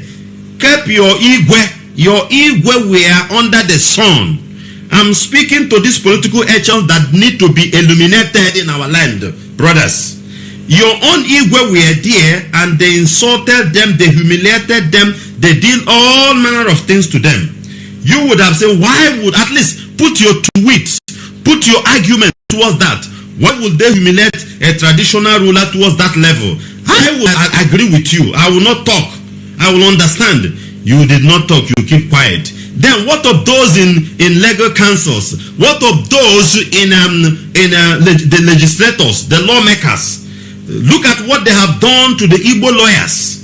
Igbo lawyers, according to a job, for more than 9 of the lawyers from the DSS entered, but not one from your own angle entered. Why can't you pick it up from the red chamber? Why can't you have representative that this thing is against the law? You are there to constitute that this is against the law. Why not you stand from there? Say, why is it that in a court they will not allow a legal team to enter? At least from there, I did not say mention IPOB. I did not say maybe mention Mazi Nwachineke. Just stand on there. But you cannot see one Igbo idiot speaking. You can't see one Igbo political buffoons. You will not see not even one, brother. Not even one. If there is, because I try to go towards their Twitter handle and those that I have their Facebook ID to see whether is there any reaction to the level I could be able to search. I could not see one. But when the time comes, if the line is open, if there is, you can correct me, because I don't like to insult or condemn an innocent person. But I did not see one. I did not see one from these people. Everybody just keep quiet, maintaining to serve Fulani, maintaining to serve Fulani. None of them is that within this angle. I did not say come and support Biafra or come support IPOB or come and support Mazi Nwachineke. Your own Igbo lawyers, even Ohanes and Igbo lawyers were there. Why can't Igbo legislators, Igbo senators, why can't some of them stand, or their useless carcass stand on the land of on the platform of lawyers, legal team, that the way they treat them as Igbo lawyers, put it in that way, in that case, is not legal. Something of that nature. Okay, I can just somehow relax somehow. Then everybody was just mute, as if I knew abo atone nwere onye nche mana oputazie nego ekperima asaptasisia oputa na vote as sophisticated boko everything when akpa. Brother, this is the time we need to be visiting these people, enough to all this rubbish, because these are the part of our problem. These people are almost 40 or 45% of our problem. Igbo traditional rulers, I'm not coming to them regarding how they have a frost, because when what's his name, when Igbo Bilonia will take all of you, go and lodge you Igwe, lodge na Abuja, then we go big SUV. What are you expecting? That is why. See how you are humiliated. See how they disgrace you. See what you have caused yourself. What is the difference between you and Sultan of Sokoto? What makes him Sultan of Sokoto? What makes him of Gontu, Emir of Kano? What Opurisi Ibo? Is anything good coming from Sokoto? Is anything good coming from Kano or Kaduna? All those emirs that you people bow. Do they have 2 heads? Do they have 4 testes? What is it in them? But look at how they have humiliated you, frustrated you, of which they can never do such a thing to these people.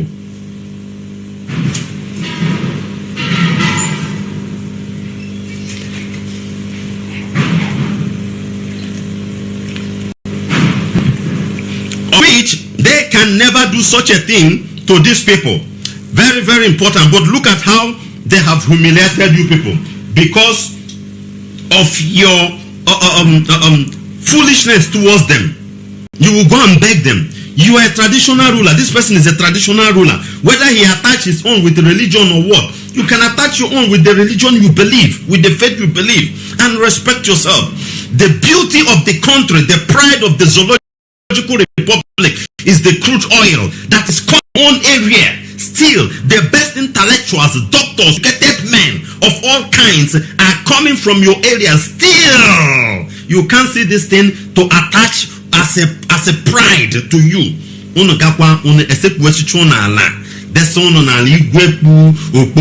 The picture is still on Facebook. Look at where you are today. Ordinary court. This is just to enter court.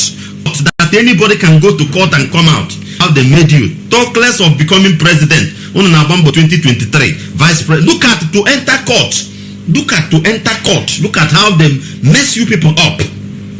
Look at how they mess you people up. Then, how can you achieve something in Nigeria? How can you achieve so? These are the things that pains me. When you see all these humiliations, all these things, still, you can't make up your mind. Say, let's break this silence and come out and support our own to get what we are looking for. You will see it. I don't know the kind of spell they put to our people. I don't know the kind of spell they put to our people.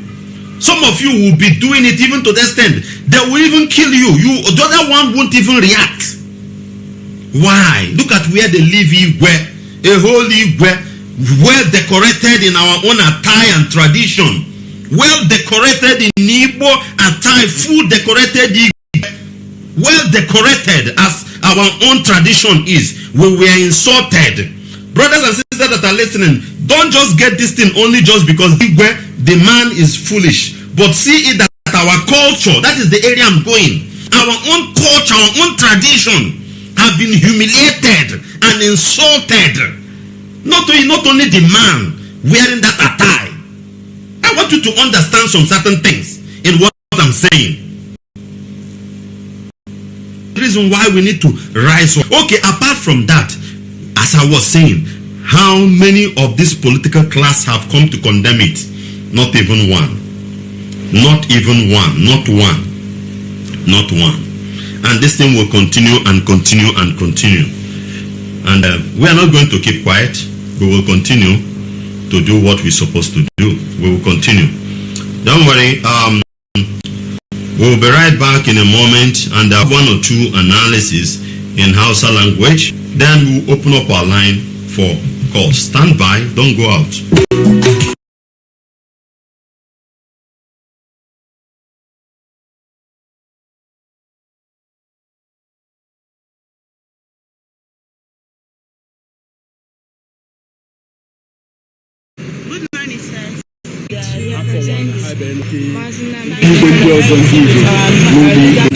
And that's why we are here. We were here last time. So that a fair trial is given to Mazi Nwachineke. That is the essence of whatever we are doing.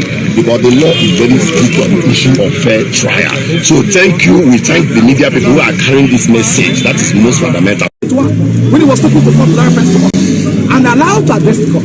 So it's a clear case of denial of failure. So, and the height of privacy of justice. This is what you are seeing now. So if the court is not ready to go with this case, what the John, my Lord, will have done is just to rescue the very simple. It's allowed. Very simple. It's allowed. Instead of going about this way, just from going out, I don't think that the legal team, as we are today, still have implicit confidence in the court. We don't have confidence in the court again to go out with this case. And we're going to activate relevant administrative process to ensure that right thing is done. And this case, maybe I can assure you today, this case will not get to January. Because the hard and here he has to just when the ensure that the matter is come up his head this week. He has not committed any offense to law. We have informed the world, find our solid objection to the charge that the 7 count amended charge filed against down the Kano is as empty as what one can never imagine. It's as empty as what one can never imagine. It's what was supplied before the court. And we have filed a strong objection to challenge it. And the court is under obligation to hear this application. Whenever we know what the other, we can't run away from it. And no trial will commence in this case without application being held. Of course. So we're going to take up the matter. Thank you so much. Your name for the record. It's very clear that the reason for the Bruce Fine. I'm an international lawyer who represents Nnamdi Kanu from the United States. It was clear today that when the lawyers were entering the courtroom, when I was cleared to enter, they said, "No, Mr. Fine, you can't enter." It's clear this is the 5th time this has happened to me, despite the court order authorizing Nnamdi Kanu to see any lawyers of his choice without any inhibition ever. It's a flagrant violation of international law. The Nigerian constitution deprives an accused of right of access to counsel. It's very clear every single day that Nnamdi Kanu is being detained is another violation of international law. He's being punished in solitary confinement. There's never been any hearing whatsoever. Never been a finding that he did anything guilty whatsoever. And here he is. Now we have a scheduled hearing in January, 6 months of punishment before you even have a trial. Think of that. That's Alice in Wonderland. Sentence verdict afterwards. This case is going to go to an international forum. I'm taking the case to Geneva, the Working Group on International Arbitrary Detention, the International Criminal Court, and the International Court of Justice in The Hague, the United States Congress, to make clear that the Nigerian judiciary cannot be trusted. Sanctions are necessary in order to bring it into conformity with due process of law. And until that happens, Nigeria will be a pariah state. It will be a failed state. And I want to underscore to the Nigerian judiciary, you're not immune from criminal prosecution like the Nazi judges weren't either. You participate in a flagrant violation of human rights, you'll be charged with crimes against humanity at the ICC, and I can guarantee that because I'm going to do it. My name is Bruce Fine, F-E-I-N. Yeah, Bruce Fine. And allowed that. So it's a clear case of dialogue. So, and the height of privacy of justice, this is what you are seeing now. So the court is not ready to go with this case. What John, my Lord, will ever done is just to very simple. It's allowed. Very simple. It's allowed. Instead of going about this way, because from what's playing out, I don't think that the legal team, as we are today, still have implicit confidence in the court. We don't have confidence in the court again to go on with this case. And we're going to activate relevant administrative process to ensure that right thing is done. And this case, maybe I can assure you today, this case will not get to January. It was the hard, and here the hardest. We must activate the process to ensure that the matter is come up. It's hard this week. He has not committed an offense to law. We have informed the world by our solid objection to the charge that the 7-count charge filed against Nnamdi Kanu is as empty as what one never imagined. It's as empty as what one can never imagine. It's a worthless paper before the court. And we have filed a strong objection to challenge it. And the court is under obligation to hear this application. Never really know what they're doing. You can't run away from it. And no trial will commence in this case without application being. Of course. So we're going to take up the matter in the Thank you so much. Your name for the record. It's very clear that the reason I'm an international lawyer who represents Nnamdi Kanu from the United States. It was clear today when he was to the and allowed to address it. So it's a clear case of dialogue here. So and the height of justice is what you are seeing now. So the court is not ready to go with this case. What John, my Lord, will have done is just to very simple. It's allowed. It's allowed. Instead of from still have implicit confidence in the court.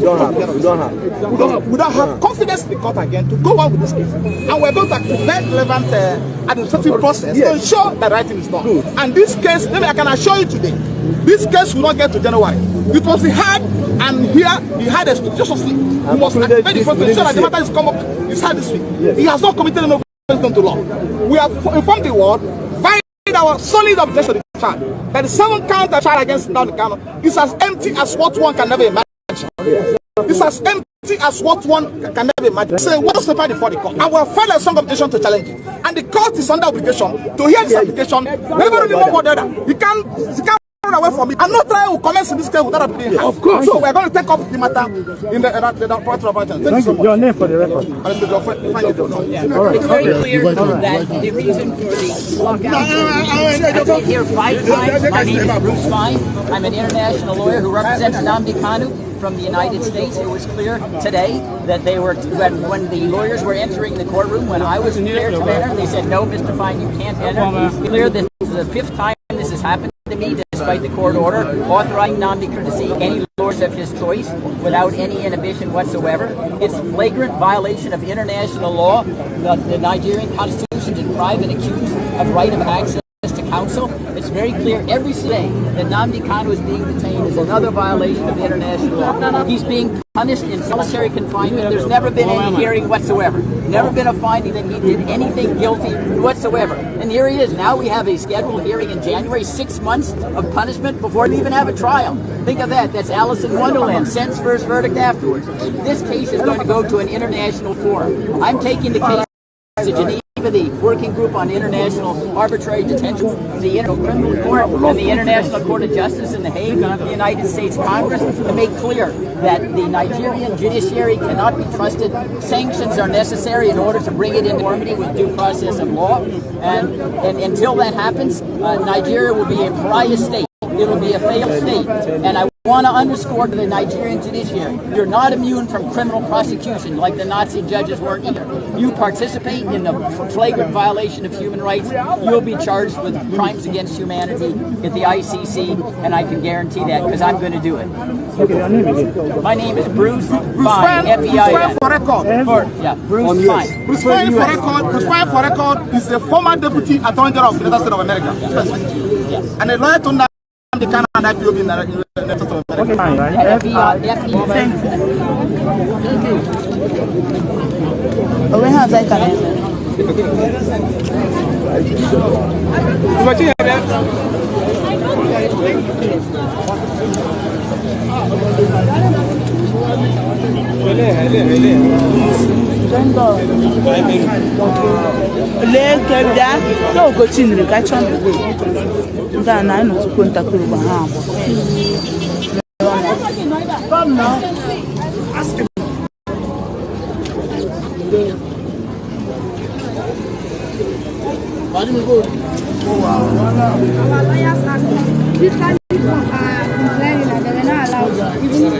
Going to the court. So while the Mazi Nwachineke had a trial today, and they are going to convincing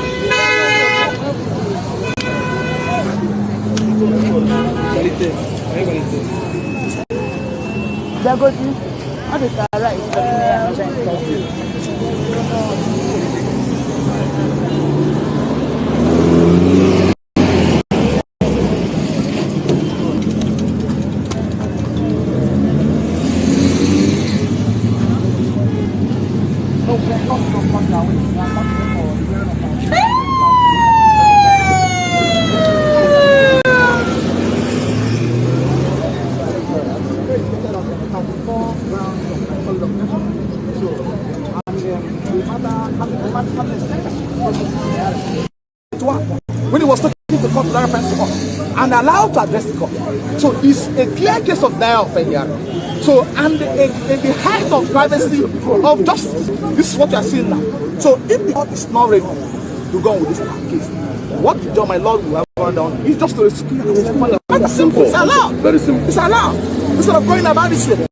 Because from what's going out, I don't think that the level as at today still have implicit confidence in the court. We don't have confidence in the court again to go on with this case. It's a relevant administrative process to ensure that right thing is done. Good. And this case, maybe I can assure you today, this case will not get to January. Because he had a expectatiously. He must activate the front to ensure that the matter is come up. It's had this week. Yes. He has not committed an offense to law. We have informed the world, filed our solid objection to the charge. That the 7-count amended charge filed against Nnamdi Kanu is as empty as what one can never imagine. It's as empty as what one can never imagine. It's a worthless paper before the court. Obligation to challenge it. And the court is under obligation to hear this application. Never really one more the other. You can't run away from it. And no trial will commence in this case without application being had. Of course. So we're going to take up the matter in the court of action. Thank you so much. Your name for the record. It's very clear that the reason for the lockout. I've been here 5 times. My name is Bruce Fine. I'm an international lawyer who represents Nnamdi Kanu from the United States. It was clear today that they were when the lawyers were entering the courtroom, they said, no, Mr. Funk, you can't enter. It's clear that this is the 5th time this has happened to me, despite the court order authorizing Nnamdi Kanu to see any lawyers of his choice without any inhibition whatsoever. It's flagrant violation of international law. The Nigerian constitution deprives an accused of right of access to counsel. It's very clear every single day that Nnamdi Kanu is being detained is another violation of international law. He's being punished in solitary confinement. There's never been any hearing whatsoever. Never been a finding he did anything guilty whatsoever. And here he is. Now we have a scheduled hearing in January, 6 months of punishment before you even have a trial. Think of that. That's Alice in Wonderland. Sentence first, verdict afterwards. This case is going to go to an international forum. I'm taking the case to Geneva, the Working Group on International Arbitrary Detention, the International Criminal Court, and the International Court of Justice in The Hague, the United States Congress, to make clear that the Nigerian judiciary cannot be trusted. Sanctions are necessary in order to conformity with due process of law, and until that happens, Nigeria will be a pariah state. It will be a failed state. And I want to underscore to the Nigerian judiciary, you're not from criminal prosecution like the Nazi judges weren't either.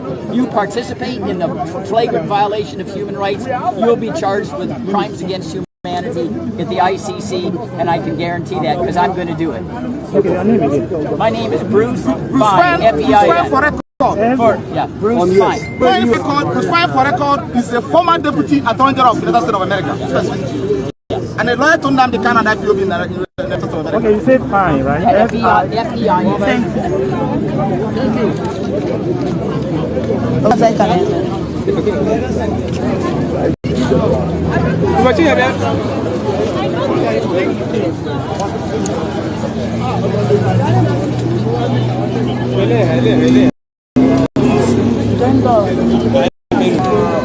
Lebda, no go to the catch on the way. Then I know to contact you. Come now, ask him.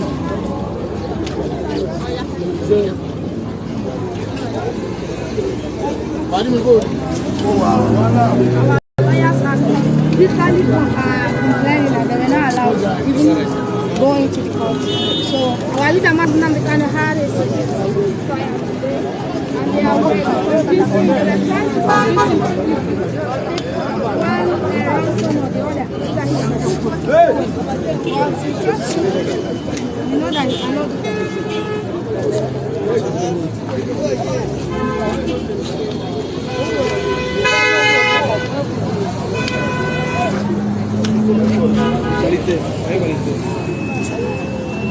They're good. How did I write?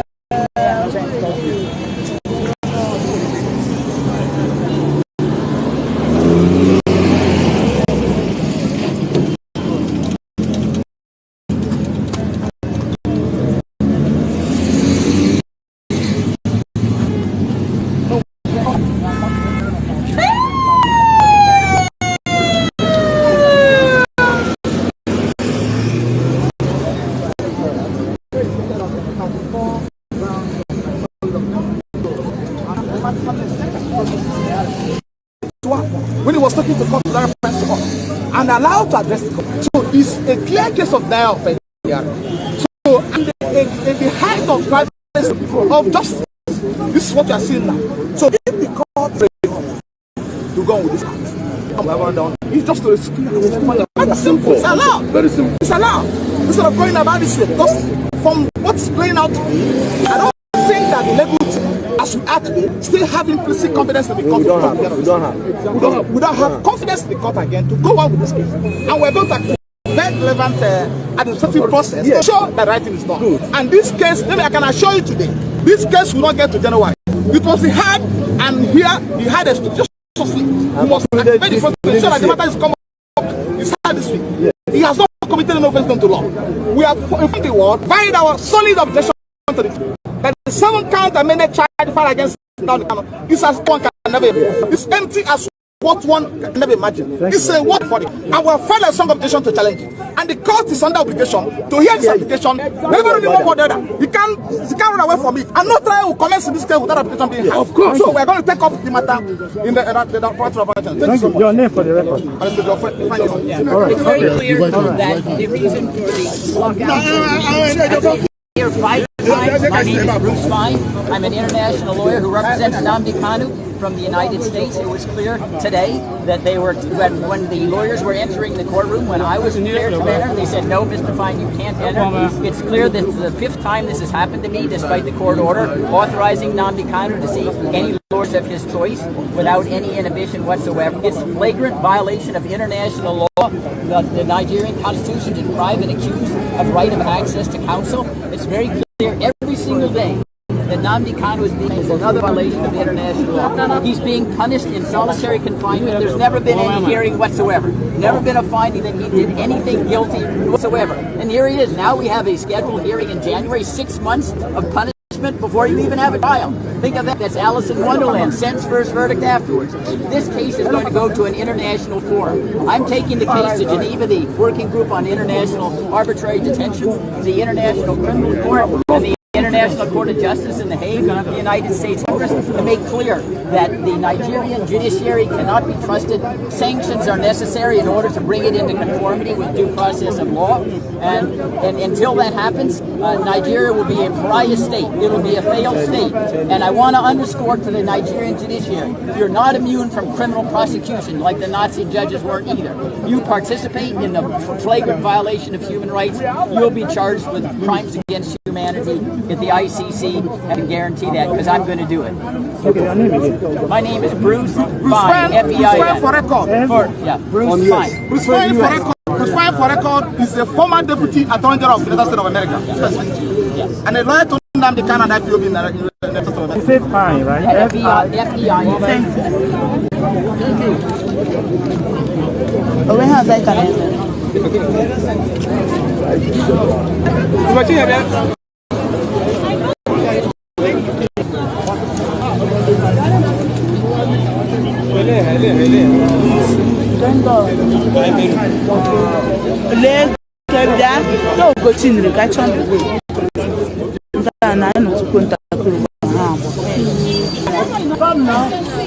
Ask him.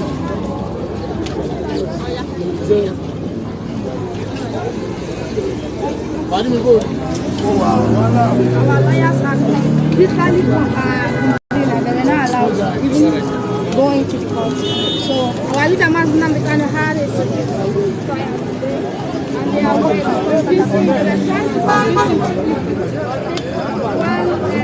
the other. But it's just you know that he cannot do that.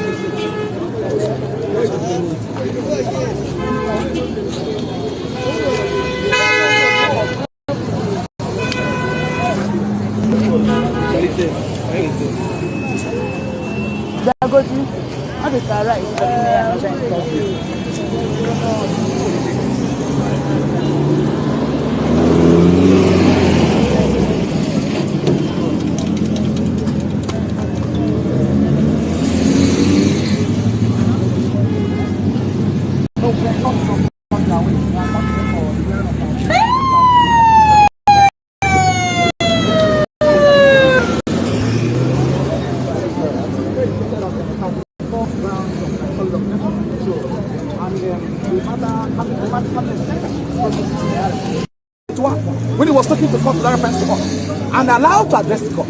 So it's a clear case of denial of failure. So, and in the height of privacy of justice, this is what you are seeing now. So if the court is not ready to go on with this case, what the John, my Lord, will have done is just to it's simple. It's allowed. Very simple. It's allowed.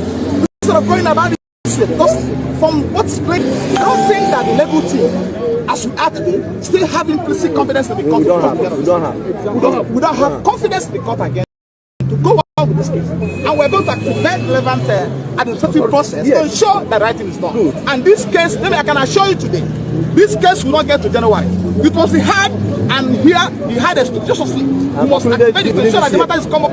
It's hard this week. He's not committed no offense to law. We have informed the world, via our solid objection to the charge, that the 7th count one, when he was talking to court, to reference to court, and allowed to address the court. So it's a clear one, when he was talking to court, to reference to court, and allowed to address the court. So it's a clear case of denial of failure. So, and in the height of privacy of justice, this is what you are seeing now. So if the court is not ready to go on with this case, what John, my Lord, It's just to explain. It's allowed. Instead of going about this way, because from what's going out. Good morning, sirs. Good morning, sirs. Please, sir, can we talk to you guys? As you can see, welcome back to the live streaming. These are Igbo recognized traditional rulers today.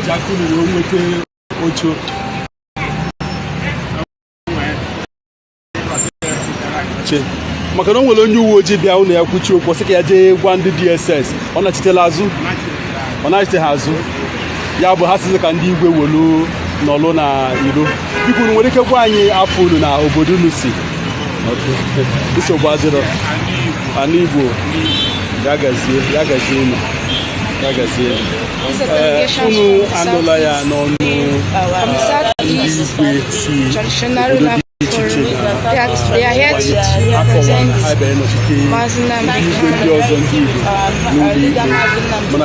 Unfortunately, we are restricted by the DSS.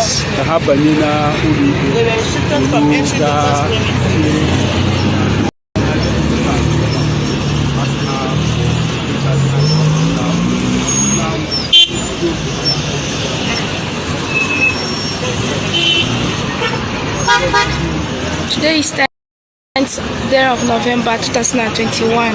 We are expecting to see the leader of indigenous people of Biafra, Mazi Nwachineke, appear in court.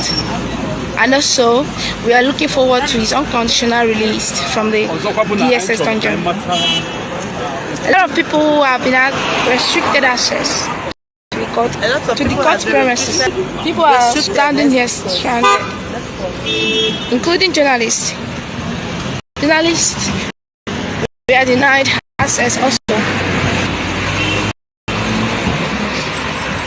The premises, of course, you know, is being barricaded with heavy team of Nigerian security personnel, ranging from DSS, civil defense, police, army, air force, and of course, you know, soldiers. These are a team of journalists, as you can see. We are standing here stranded.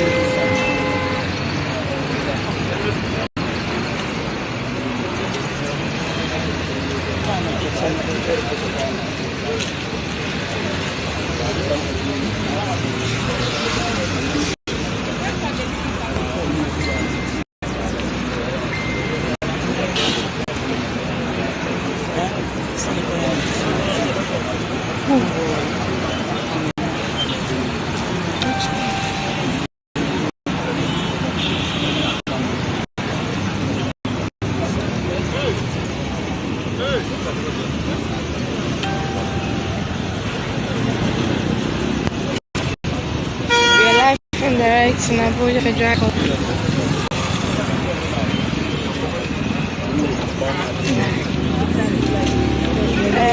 Journalists are also restricted today. This is so annoying. This is so annoying.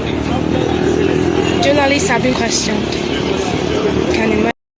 If your name is not in the list, you don't have access into the court. Even not even close to the court. This is happening in a democratic country. This is happening in a democratic country where freedom of spread, freedom of speech, freedom of press is exercised. So why would they be restricting people from gaining access into the courtroom? The court belongs to the citizens, not the DSS. This is not DSS office. This is a public place. And press shouldn't be restricted for entrance into the courtroom. So we don't know what they are practicing. We don't know if it's a secret trial. We don't know. We are here to ascertain that.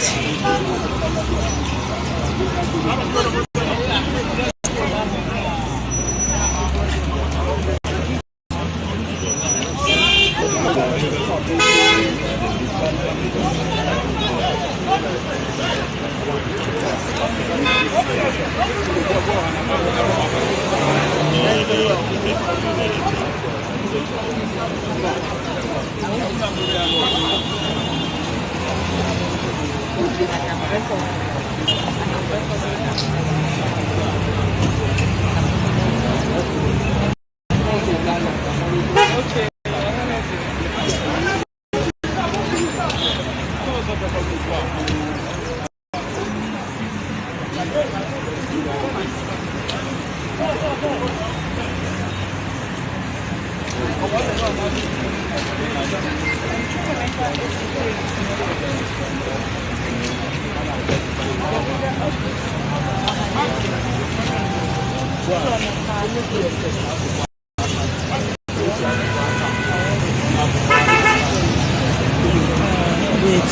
former governor of Anambra State, His Excellency Chukwumeke just arrived at the court premises. He's been questioned. Even the Ohaneze Ibola was Rike Godi. He's also here. The former governor of Anambra State.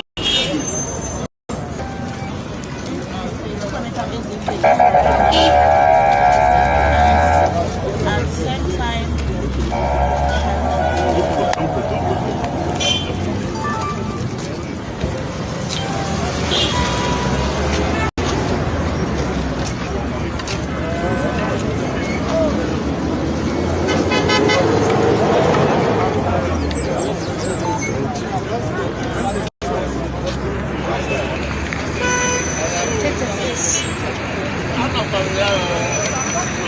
This is a team of the Igbo Southeast delegates, Southeast traditional rulers delegates. The DSS are also restricting.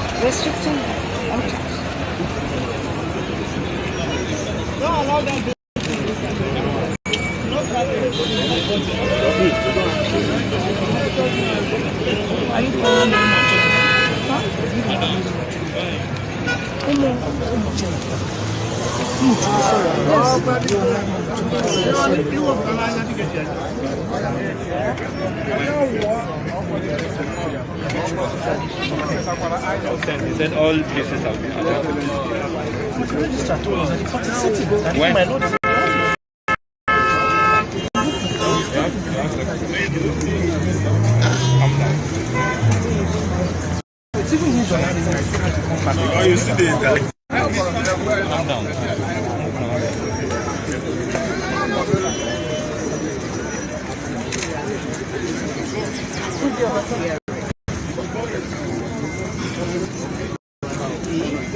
even the defendants. The junior brother of Mazi Nwachineke, Prince Emmanuel Khan, is also here.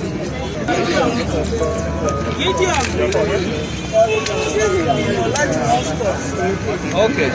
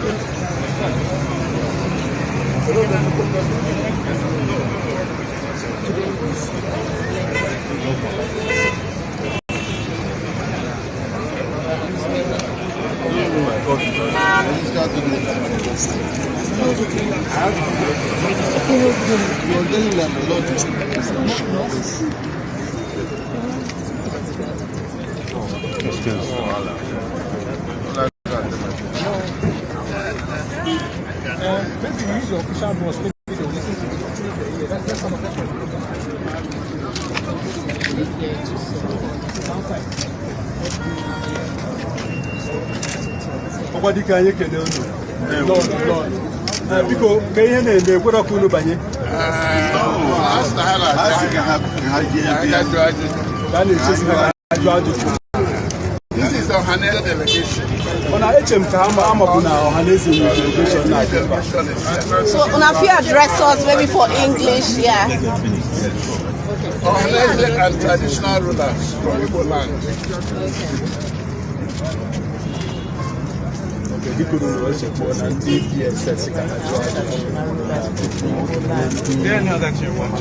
here waiting. This is Igbo delegation led by His Excellency Dr. Chukwuemeka, former governor of Anambra State. His right is of Abuja, Dr. Ezibenwosu, and by Ezibenwosu's left is Chief Owazirike, and then His Royal Highness Igwe Ofoma, and then this is Prince Charles, and myself, Professor Charles Mweke. Others are Igbo traditional. Yes. And I am His Royal Majesty Igwe Samuel Ika Ezora Elifite. His Royal Highness Igwe Ibaneta Muzroha II of Osumo. Yes, sir. His Royal Highness Igwe Gonabo name. Yes.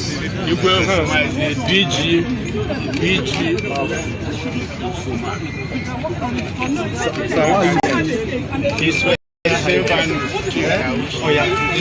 Sorry. Introduce yourself properly. At the center, His Royal Highness as a Charles, as Igbo of delegation. Yes. So the Igbo delegation is here to witness the trial of our son, Nnamdi Kanu. And that's why we are here. We were here last time. We come here, they say we should wait for clearance, and we're waiting for clearance. And we want to thank you for the wonderful job you've been doing in giving this thing coverage. That is part of democracy. And we are here to ensure that the due process is followed in whatever that is being done. And that's why we are here. We want to thank you very sincerely. And we shall be talking with you as time progresses. Inside, I don't know where the inside means, to clear all the food. The last time we were here, and let's hope that today. Ship of one and only Nnamdi Kanu, Muhammad Ikewan of Biafra land. Mazi Nwachineke is the only incorruptible leader of the indigenous people of Biafra. He's the director of Radio Biafra and Television, the commander of the armies of Biafra, and the greatest man living on this planet Earth. And this broadcast is coming to you from me, servant of the Most High, a servant of the indigenous people of Biafra, and a proud disciple of our leader in the person of Nwachineke. Our lines are open right now. You can call in, and maybe some of your, mostly our analysis, our input, our observations, our comments regarding yesterday's event are very, very important, so that we can articulate some certain things there and they know what to do. You can get with this number +183 263 73499. I repeat, +183 263 73499. +183 263 73499. Or you can reach us with this one, +614 818 70925. I repeat, +614 818 70925, +614 818 70925. Any of this line you call, you can get us and give us your own take regarding yesterday event. Our lines are open right now. You can have put call as we continue to stream live on Radio Biafra Hausa-Service 2 from the platform of Radio Biafra London.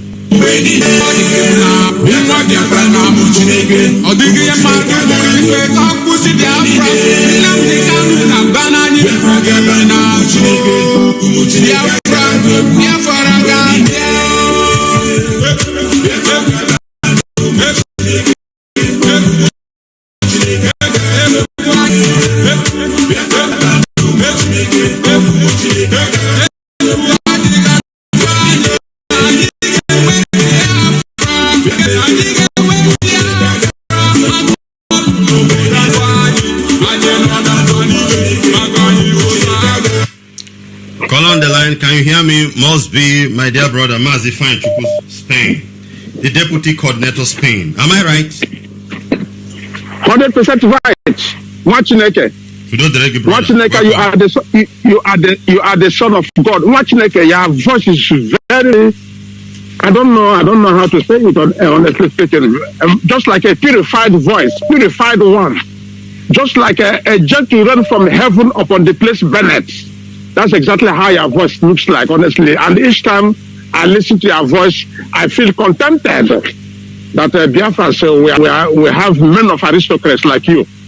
Fellow Biafrans, good morning, good afternoon, good night, depending where you come from. My name is Ifeanyi Chukwu from Mbano. Mbano is in Imo. Is in Imo. Imo is in Biafra land. The land of imperishable tradition, that is Biafra. The home of unforgettable past, that is Biafra. And I am here living in Spain by the special grace of God, the deputy coordinator of a very formidable zone, Zone 5, Los Angeles. I'm watching like chamfer my word this morning. Chamfer means I want to make it chamfer, slice it not too deep, so that the others, I can give others chance to add their own opinion of you as well. So, therefore, I want you to listen to me. Our lovely brother Nwachineke, the orator. Biafra, the holy land of Biafra, can never have a son or sons that cannot hold their heads on a grade of a clan. What I'm saying this, why I'm giving this quotation is because of what happened yesterday to our leader, Mazi Nwachineke. Our lawyer was denied.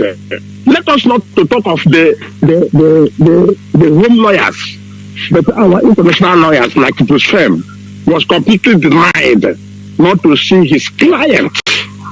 Even I paid attention yesterday and listened when our leader Onyendu, the savior of our own time, was reinvigoratingly pushing the integrity of those who grossly refused him to enter, refused our lawyer to enter. He was asking them why. And that constitution of nuisance was telling our leader, our savior, that he has no authority to question that integrity and honesty. What a shame, my lovely brothers. I think enough is enough. If a system of justice is corrupt, what will really happen to the politics? It will be completely rotten and collapse. Zoo has collapsed. Then we have to decimate zoo completely.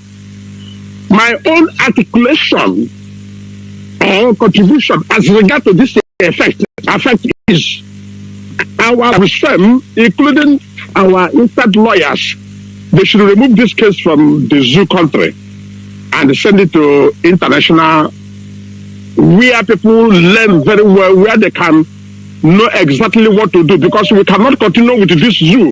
Each time they keep on postponing the postponement, we are tired of this their tactics and the evil and deadly system. Bruce, our lawyer now, Bruce, should take the bull by the horn by removing this our case from the so-called zoo and sue them to international. There they will face justice. That's exactly what I want to say this morning. Secondly, as regard to our evil politicians, my brother, a criminal cannot condemn a criminal. You know, our politicians, they are criminals. So they come out to speak. Nobody, because they are all criminals. Onyo shana condemn onyo shi. Oh, okay, no gaga koke no nimo ya. Na bia azbamaga. All these our old politicians. We have to start dealing with them one by one. We are tired of when we speak, we cannot do it. This is exactly why they are using us as a rag, as a future rag.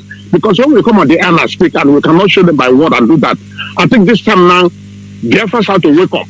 More especially the people at home. We are ready to finance people. Our government should do the needful. And I then go, I after the other one, I said the 2 luxurious buses. I knew how much I spent But I wouldn't have put on a public in Dakawa because I cannot praise myself. It's only God and Bukadiama will praise me, and the land of Biafra. I know the type of thing I'm the way I'm planning to make sure that Biafra is restored. Even this one, I did not send any losses. I did not send them because of people come to see what is going on. But thank God it has come in this way now. So that's my contribution. My lovely brother, God bless you and bless your family.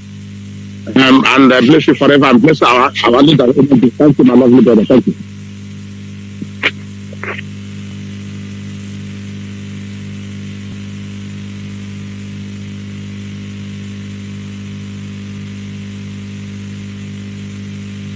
Yes, Mazi. Good morning. Mazi Marian. I'm calling from the United States. Okay, reacting to what happens today, I'm going to take them segment by segment, but I'm going to be quick and fast enough because I understand I'm not the only one on the phone. When it comes to the legal issue, I'm not a lawyer, but I'm going to speak from the point of a layman. Now, what happened in the law court yesterday, I'll look at it as trick or tweak because it didn't make sense, and if it doesn't make sense, it doesn't make sense. So that's what I'm going to advocate or say or comment, because I'm not going to use the word advice to the lawyers because they're learned men. What I'm trying to say here is we have to stop playing a defensive game and play offensive game. I listened to a Geoffrey, and even you played it today.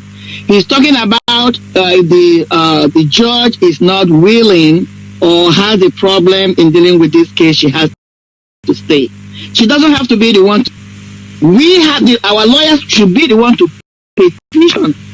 But they do that, they need to do their investigation and gather all those facts, just like you indicated today, to find out if this woman has some on her head, like a blackmail, coming from a family member, like everybody has been trying to find out her husband. If those facts go to the association of bar association in Nigeria, or they find the legal judicial system to say, petition and ask her to recuse herself. That's what we playing offensive and not defensive. She has to recuse herself because of so point or evidence they have. She's compromised. She cannot be fair. Because when we speak about law with justice, we're talking about equity and justice. If she's compromised in any way, shape, or form, she cannot be fair. So because of that, she has to be removed. Or they should ask for the jurisdiction of this case to be removed. As long as they can be doing this, meanwhile, as Bruce Fine said it today, they'll be pursuing this case on international level. We cannot have our eggs in one basket. Having said that, now a organization, whatever you do, have a equal arm of it. I believe, I don't know, but this is a belief, that in Nigeria today, the Igbos and Yorubas are the majority when it comes to the judiciary, the Bar Association of Nigeria. When our people start to see how they can build alliance with the Western, that is the Yorubas, and then go in and do something when it comes to, they can remove this woman, they can impeach her on, not impeachment, I meant to say, they can cite her on ethical values, because what she's doing does not make sense. They build an alliance on that front. Then let me tackle the Ohaneze. I know most of us, if not some of us, are students of the Bible. When you look at we go to the Old Testament, when you look at the cloth the priest wears before he goes and make ritual or go and stand in gap for the people, he has 12 stones. Those 12 stones represent the 12 tribes of Israel. What does it mean? Even when he's doing and petitioning for them, he's carrying them, the symbol of them. Ohaneze should realize that they are representing us. Just like you said that what they were wearing there was our traditional regalia, meaning that they are carrying the people in their chest, or in their mind, or in their heart. But I'm saying that the question you ask yourself, who made them Ohaneze? In the olden days, is the people that will come, the committee will come together and appoint somebody and install that person. When they lost that respect was when Ohaneze became political. So when I'm stating here that we have to go back, we have to go back and restructure our Ohaneze, or restructure our Igwes, restructure our traditional leaders. Let it be demanded from the people, not political. Because when it becomes political, he who plays the piper dictates the tune. He who has installed you, you are allegiance to. Because what happened yesterday was an outrage. And that is why our people, our so-called elite are keeping quiet. Because most of them are being appointed directly or indirectly to be our leaders. And once that is done, they have lost their legitimacy. When that is done, they have lost their ability to stand up and fight he who has installed you. You know, I can go on and on, but I'm not going to hold the line. What I'm trying to say is that let us be honest and true to ourselves. And what our leader, our so-called elite, must understand that I continue to speak this since yesterday. The youth are the heartbeat of the society. If you keep quiet and these people are systematically taking out your youth, may God help us when the time comes, we will not have anybody to fight for us. We have the cognizance of this and want to be conscious of this and make everything possible to protect our youth. They are our heartbeat. They are the bloodline of this struggle we are in. So, and our people, again, I'm going to rest on this. Our people should realize that when it comes to what we are doing, freedom fighting, it is not a chicken change.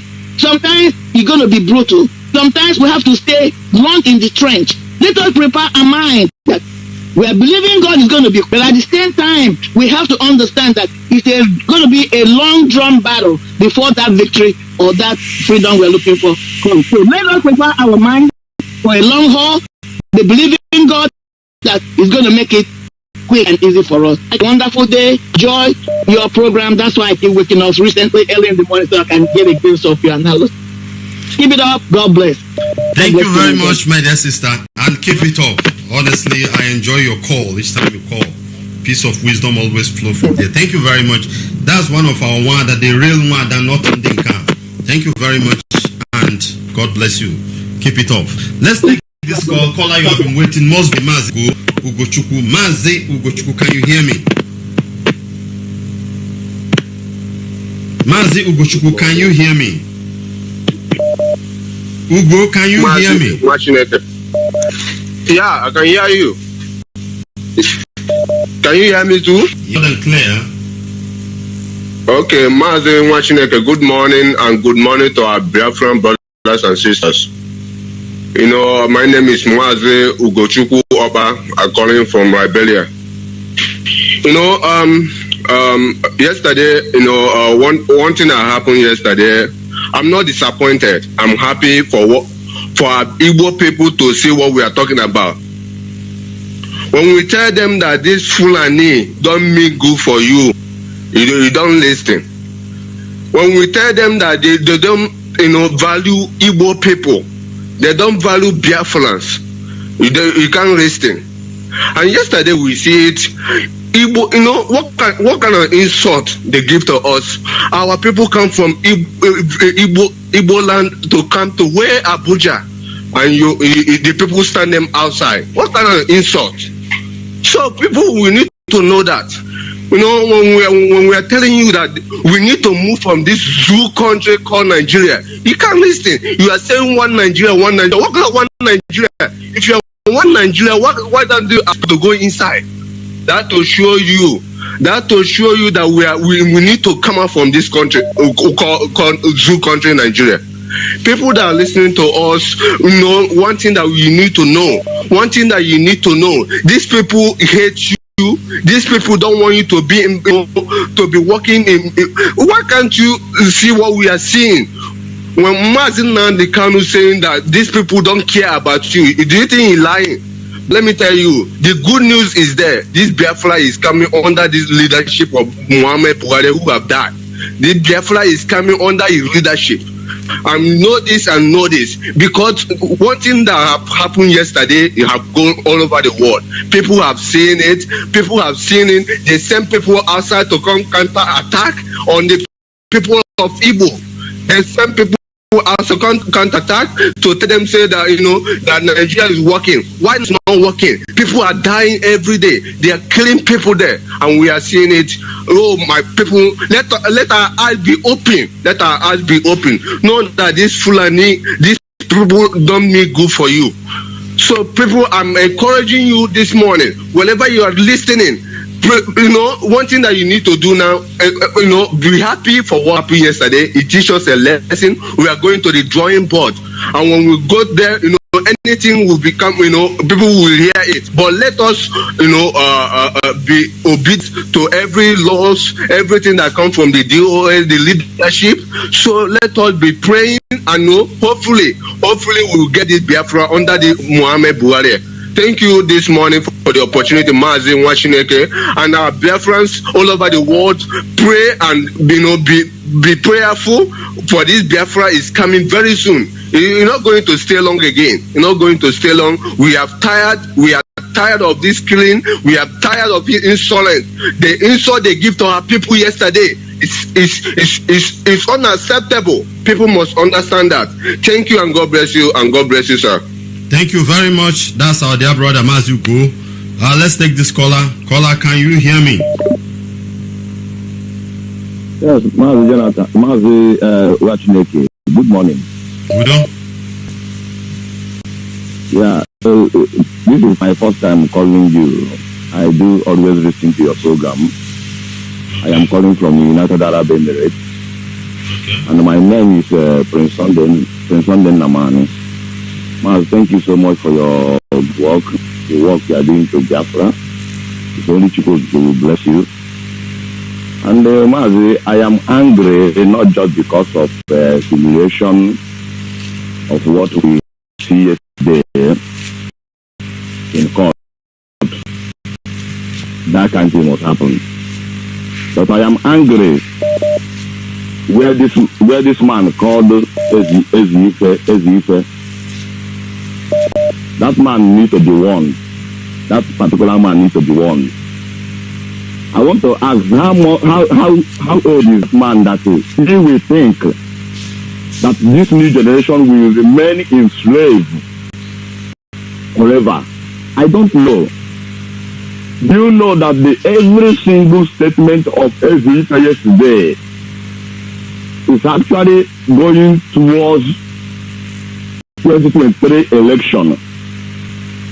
And every of his speech yesterday is also going towards as if we were deceived by we should cancel, sit at home, allow the another election to hold. If nobody speak out of that statement yesterday, I pick point in every of his word yesterday. The man we are celebrating, thanking God, thanking that the Anambra election went right on a mission he came not to talk about Anambra election. The reason why you are in Abuja is solidarity with your son, the person is your son that is going on today. That is the reason but that man forget about that particular area. The only is Anambra election where they succeeded in making sure the seat at home was sold and the election successfully and pray for new Nigeria 2023. They are not going to stretch on what or this present government is doing to them. Does it mean that man doesn't think? How old he is that he think that we will remain enslaved of our life? How many ages did he have left? He will join his ancestor and he wants us to remain enslaved. These people are not learning. Why are they not learning? If we insult them now, we insult our elders, they get the one that refuse to see if we are counting hands. They want to know about what here. This people refuse to see and hear what we are saying. This man don't bother what actually transpired yesterday. But the lawyer that is representing our side, the lawyer that is representing our leader, we will never comment on that. What they are after is election, another election successfully. Although I believe our liar. The only thing I am saying now is we need to buckle up. We need to buckle up. We have given these people enough time to know if they will behave themselves as an elder. But and they refuse. We need to take our destiny into our hands. We can't be keeping up listening to the people and things are going wrong. It's not going anywhere. People have no more time on this earth. Exactly. How many? Just round it up, brother, so others can talk out. Thank you so much, Mazi Nwachineke. Thank you very much. Thank you. Let me take other calls. Your brothers are calling as well. All right, call on the line, your name and your location. Can you hear me, caller? Yes, I can hear you. My name is... Just make your distance up. A lot of people are calling. They just want to air their opinion as well. Let's accommodate as much as we can. Okay, I'm going to do that. First of all, I'll speak briefly in Hausa.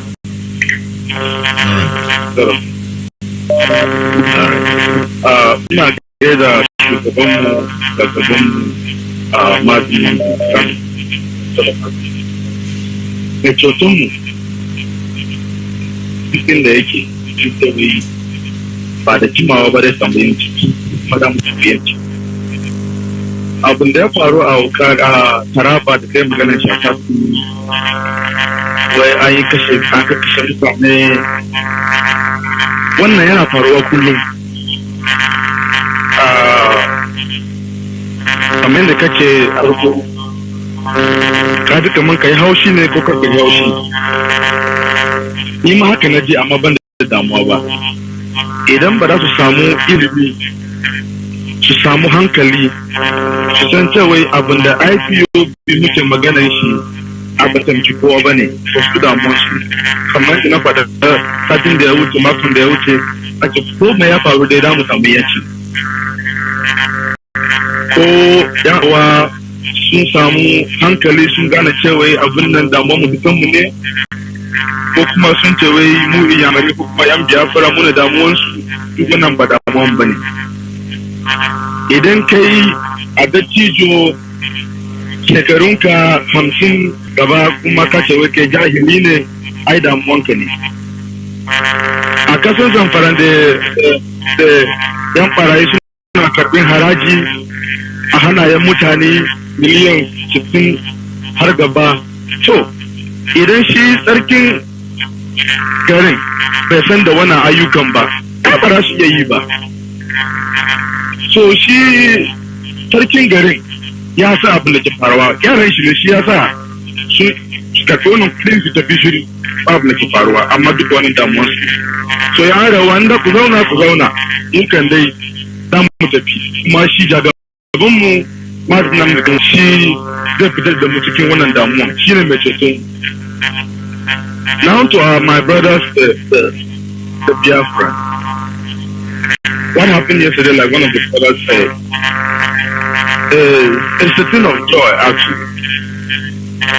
Let our people begin to understand that there are sacred cows in Nigeria. There are sacred cows. And we have seen this over and over again, but some people have decided that they are going to be going about it. We don't have problem. We are going. It is a long road, but we are going to achieve it. I don't know how it's going to happen, but I have total faith in DOS. I have total faith in all the structures that Mazi Nwachineke has.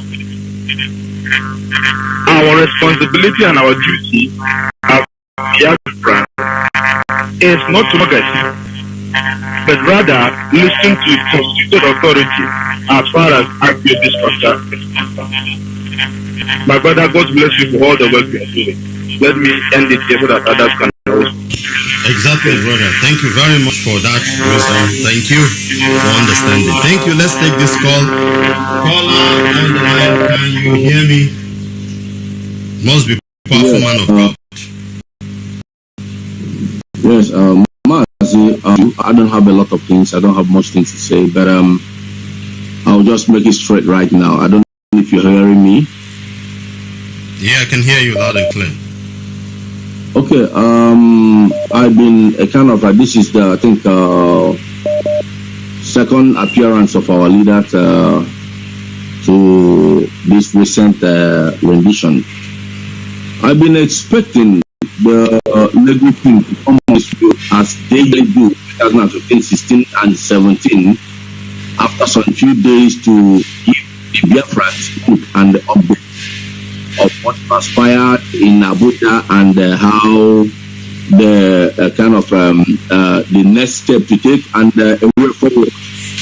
And recently, I've not been able to hear them on our platforms coming to give us an update. I presume, on my own personal opinion, they should kind of come up 1 or 2 days, within these days, with the US to Biafrans right now to boost up our spirit of encouragement.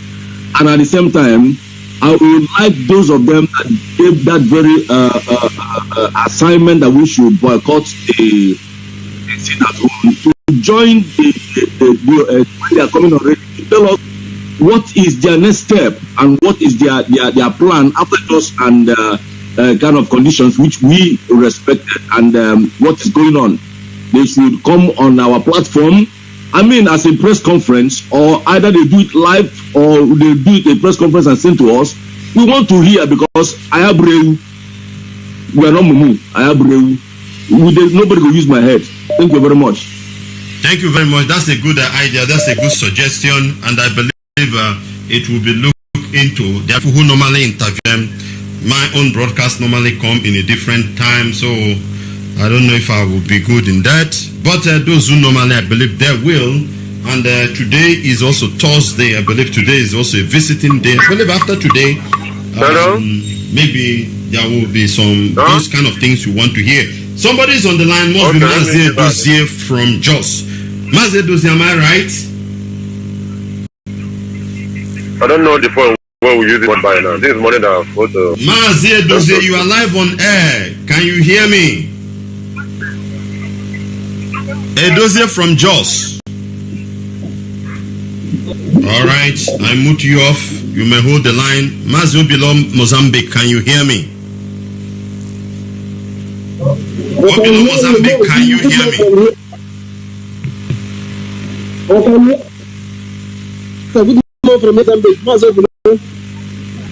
the line, continue.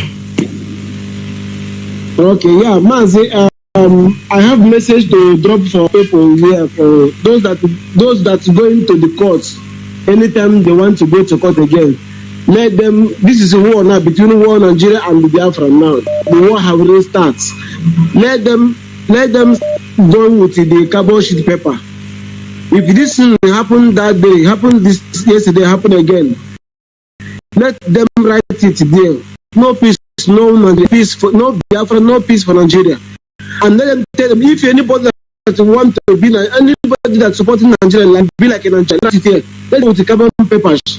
So that if they go there, all this rubbish happen yesterday, let them write it there and post it in the front of the home to see that there's no peace for Nigeria. One Nigeria is bringing problem for us. With Nigeria, those they bring that in, but so they don't change them by now because in the Bible, this how men now this one I know that I know the politician I had the guy I want to why I know the politician now. When it's like a man, let mandate these people to come back home to start meeting for any good state. How put them to how you Mazi? Let us come with you.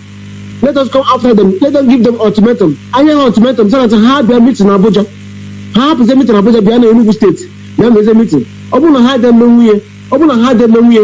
I want that nine. I get she was there and I get she because how to do all the heart of Gamiru Biafra. All the heart of peace is in Biafra. How put that out? That's what they had them. How to how that's what they had them. How I look for Abuja. Yeah, they can't even put them meeting. What about you don't have ya? How about how about how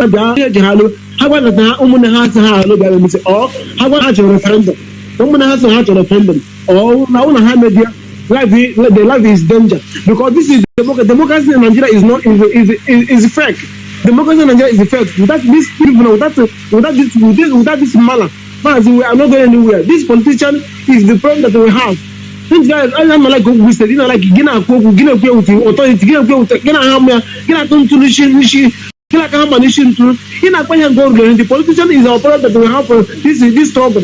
Let this politician to resign, to come back to Biafra land and do their meeting. If they want to peace of the Biafra land, if they want peace for the Igbo land, if they want peace of the total Igbo Biafra land, let them come back from Abuja and hold the meeting. We must battle this war between Nigeria and Biafra. Exactly. Thank you, brother. So that others can talk. I'm about to round up the program. Thank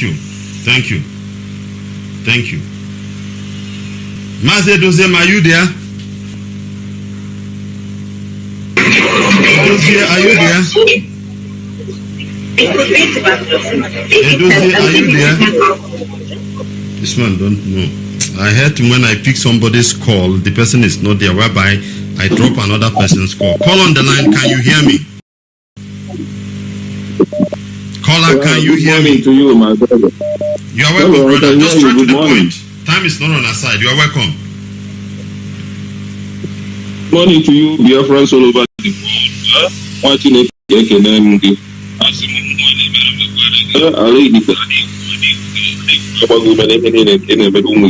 Yes, Mazi Nwachineke, my contribution. Mazi, your radio name, if you reflect back, I can still hear it. Oh, okay. I don't know, maybe it's one man, so my contribution. Hold on, Mazi, hold on. Put yourself in order. Call on the line, can you hear me? Is you know there? Yes, I can hear you, Mazi. Good morning. I'm going to take the line. Okay. My name is Mazi Nwachineke. Mazi, I don't have much to say. But the only thing I want to tell Flani is that I want to tell Flani that the reason why Tiger or Leopard have mentioned as our is that we observe before we attack. And right now, we have observed. And let Flani follow us. Thank you very much. Straight and direct. Thank you very much. Let's take this call. Must be from Liverpool coordinator. Am I right, brother? You are live on air. Yes, my brother, you are right. Thank you very much. I remain your brother, Michael Butuku, calling from United Kingdom. My brother, I want to thank you this morning for your marvelous job. It's not easy to keep awake so early every day to inform us what is going on in our land. We say keep it up. I want to use this opportunity to thank our leader, Mazi Nwachineke, and thank all the legal teams, DOS, and head of directorate, all the principal servants, and all Biafrans working assiduously to see that Biafra is restored.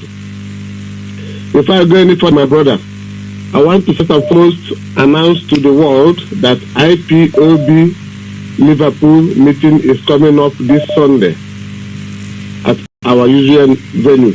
Please, for further information, contact me on this number 07843 703123. I repeat, 07843 703123. That's it for that meeting. Please come quick because we will administer oath of allegiance to Biafra, to all the new members, and the old members should also come on time so that we have a meeting. My brother, I just want to say that what happened yesterday is what had been happening all this while.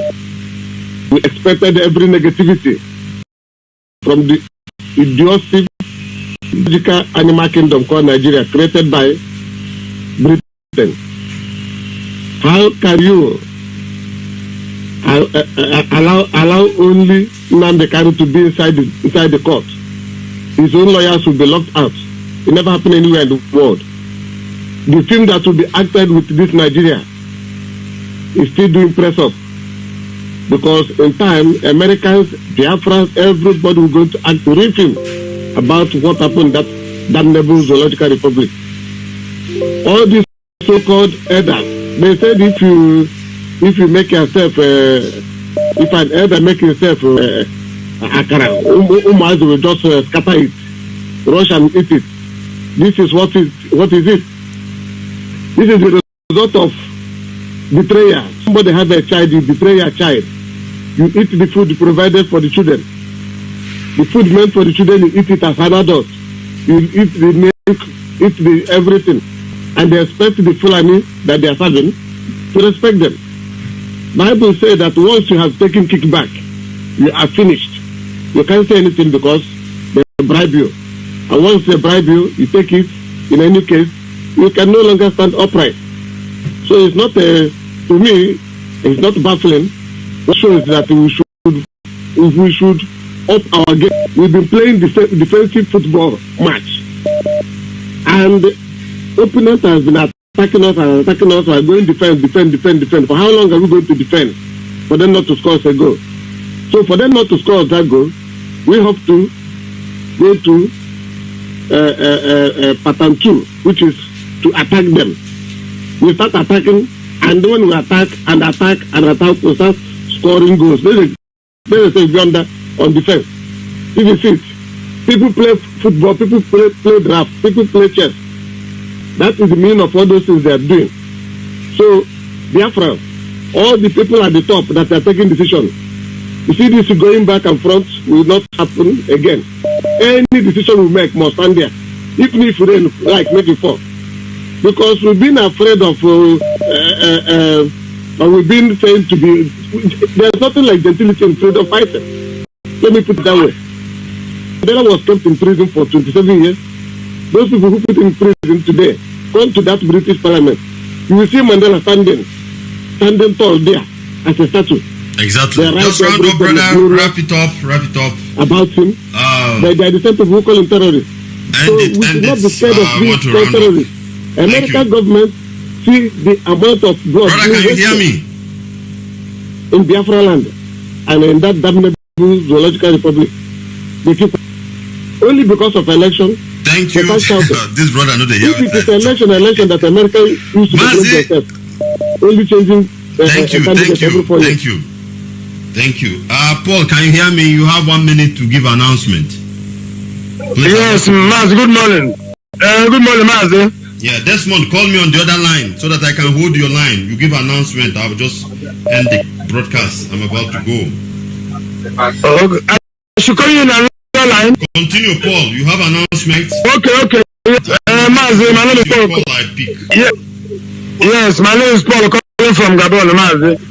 I want to tell all Biafrans around the world that they are formidable, and those in Gabon, especially in Libreville. Today is our meeting. Today is Thursday, our meeting at Promo Gabon, as usual. So you are coming. If you are coming, you know what to do when you are today. So don't miss it. The meeting of today. Mazi, you see what happened in Abuja yesterday. Mazi, yes. Don't worry. I will call you. Let me pick Desmond call. It's just for announcement. Okay. Only him. I want to pick his call. I want to go, but I want him to make announcement. Okay, thank you. Desmond, can you call back so that you make your announcement? I'm not going to pick any other call. All right, your call is not coming. Thank you very much. I have to go. Sorry, time is not on my side. I have an emergency right now. I have to go. But I wish I'll pick that. Okay, Desmond is here. Desmond, go straight to the point. Desmond, can you hear me? Good morning from here. I can hear you very well. Should I go ahead? Yeah, just straight to the point. You have 1 minute. Thank you. My name is Desmond and I'm calling from Italy. I just want to make an announcement for Biafrans in Italy for us to support ESN. These numbers are from IPOB National Body, signed by the IPOB National Committee. It is for you to call and be directed on how to support ESN to the defense, protection, and the security of the life and properties of our people at home and the defense of Biafra land. The numbers are +39 35100 46055. This number is for IPOB National Coordinator in Italy. The second number is +39 3512 551274. This number is for IPOB National PRO in Italy. Any of the number you call, you directed on how to support ESN. Thank you, Nwachineke. I reserve my comments for tomorrow. God bless you. Don't marvelous. Thank you very much. Thank you very much. Thank you for that understanding. And other people, really sorry you won't be able to take this call. I'm sorry. We bring this program to an end with a word of prayer. Father, we thank you for everything. We thank you for our leader, Mazi Nwachineke. We thank you, Lord, for the ESN. We thank you for the DOS. We thank IPOB. We thank you for Biafra land. We say, hallowed be thy name. In the mighty name of Yeshua, we pray. Leave you with this word. The Bible said, God is not a man that he should lie, nor a son of man that he should repent. Has he said, I will not do? Has he spoken, I will not make it good? Behold, I receive a command to bless. He has blessed. I cannot revoke it. No misfortune is in his plan for Jacob. No trouble is in store for Jacob, for Israel. For the Lord their God is with them. He has been proclaimed as their king. God brought them out of Egypt. They have the strength of a white ox. No enchantment against Jacob. No divination against you. Shall be said of Jacob, the Lord has done. Numbers chapter 23, verse 19 to 23. Shalom. Cascades on it.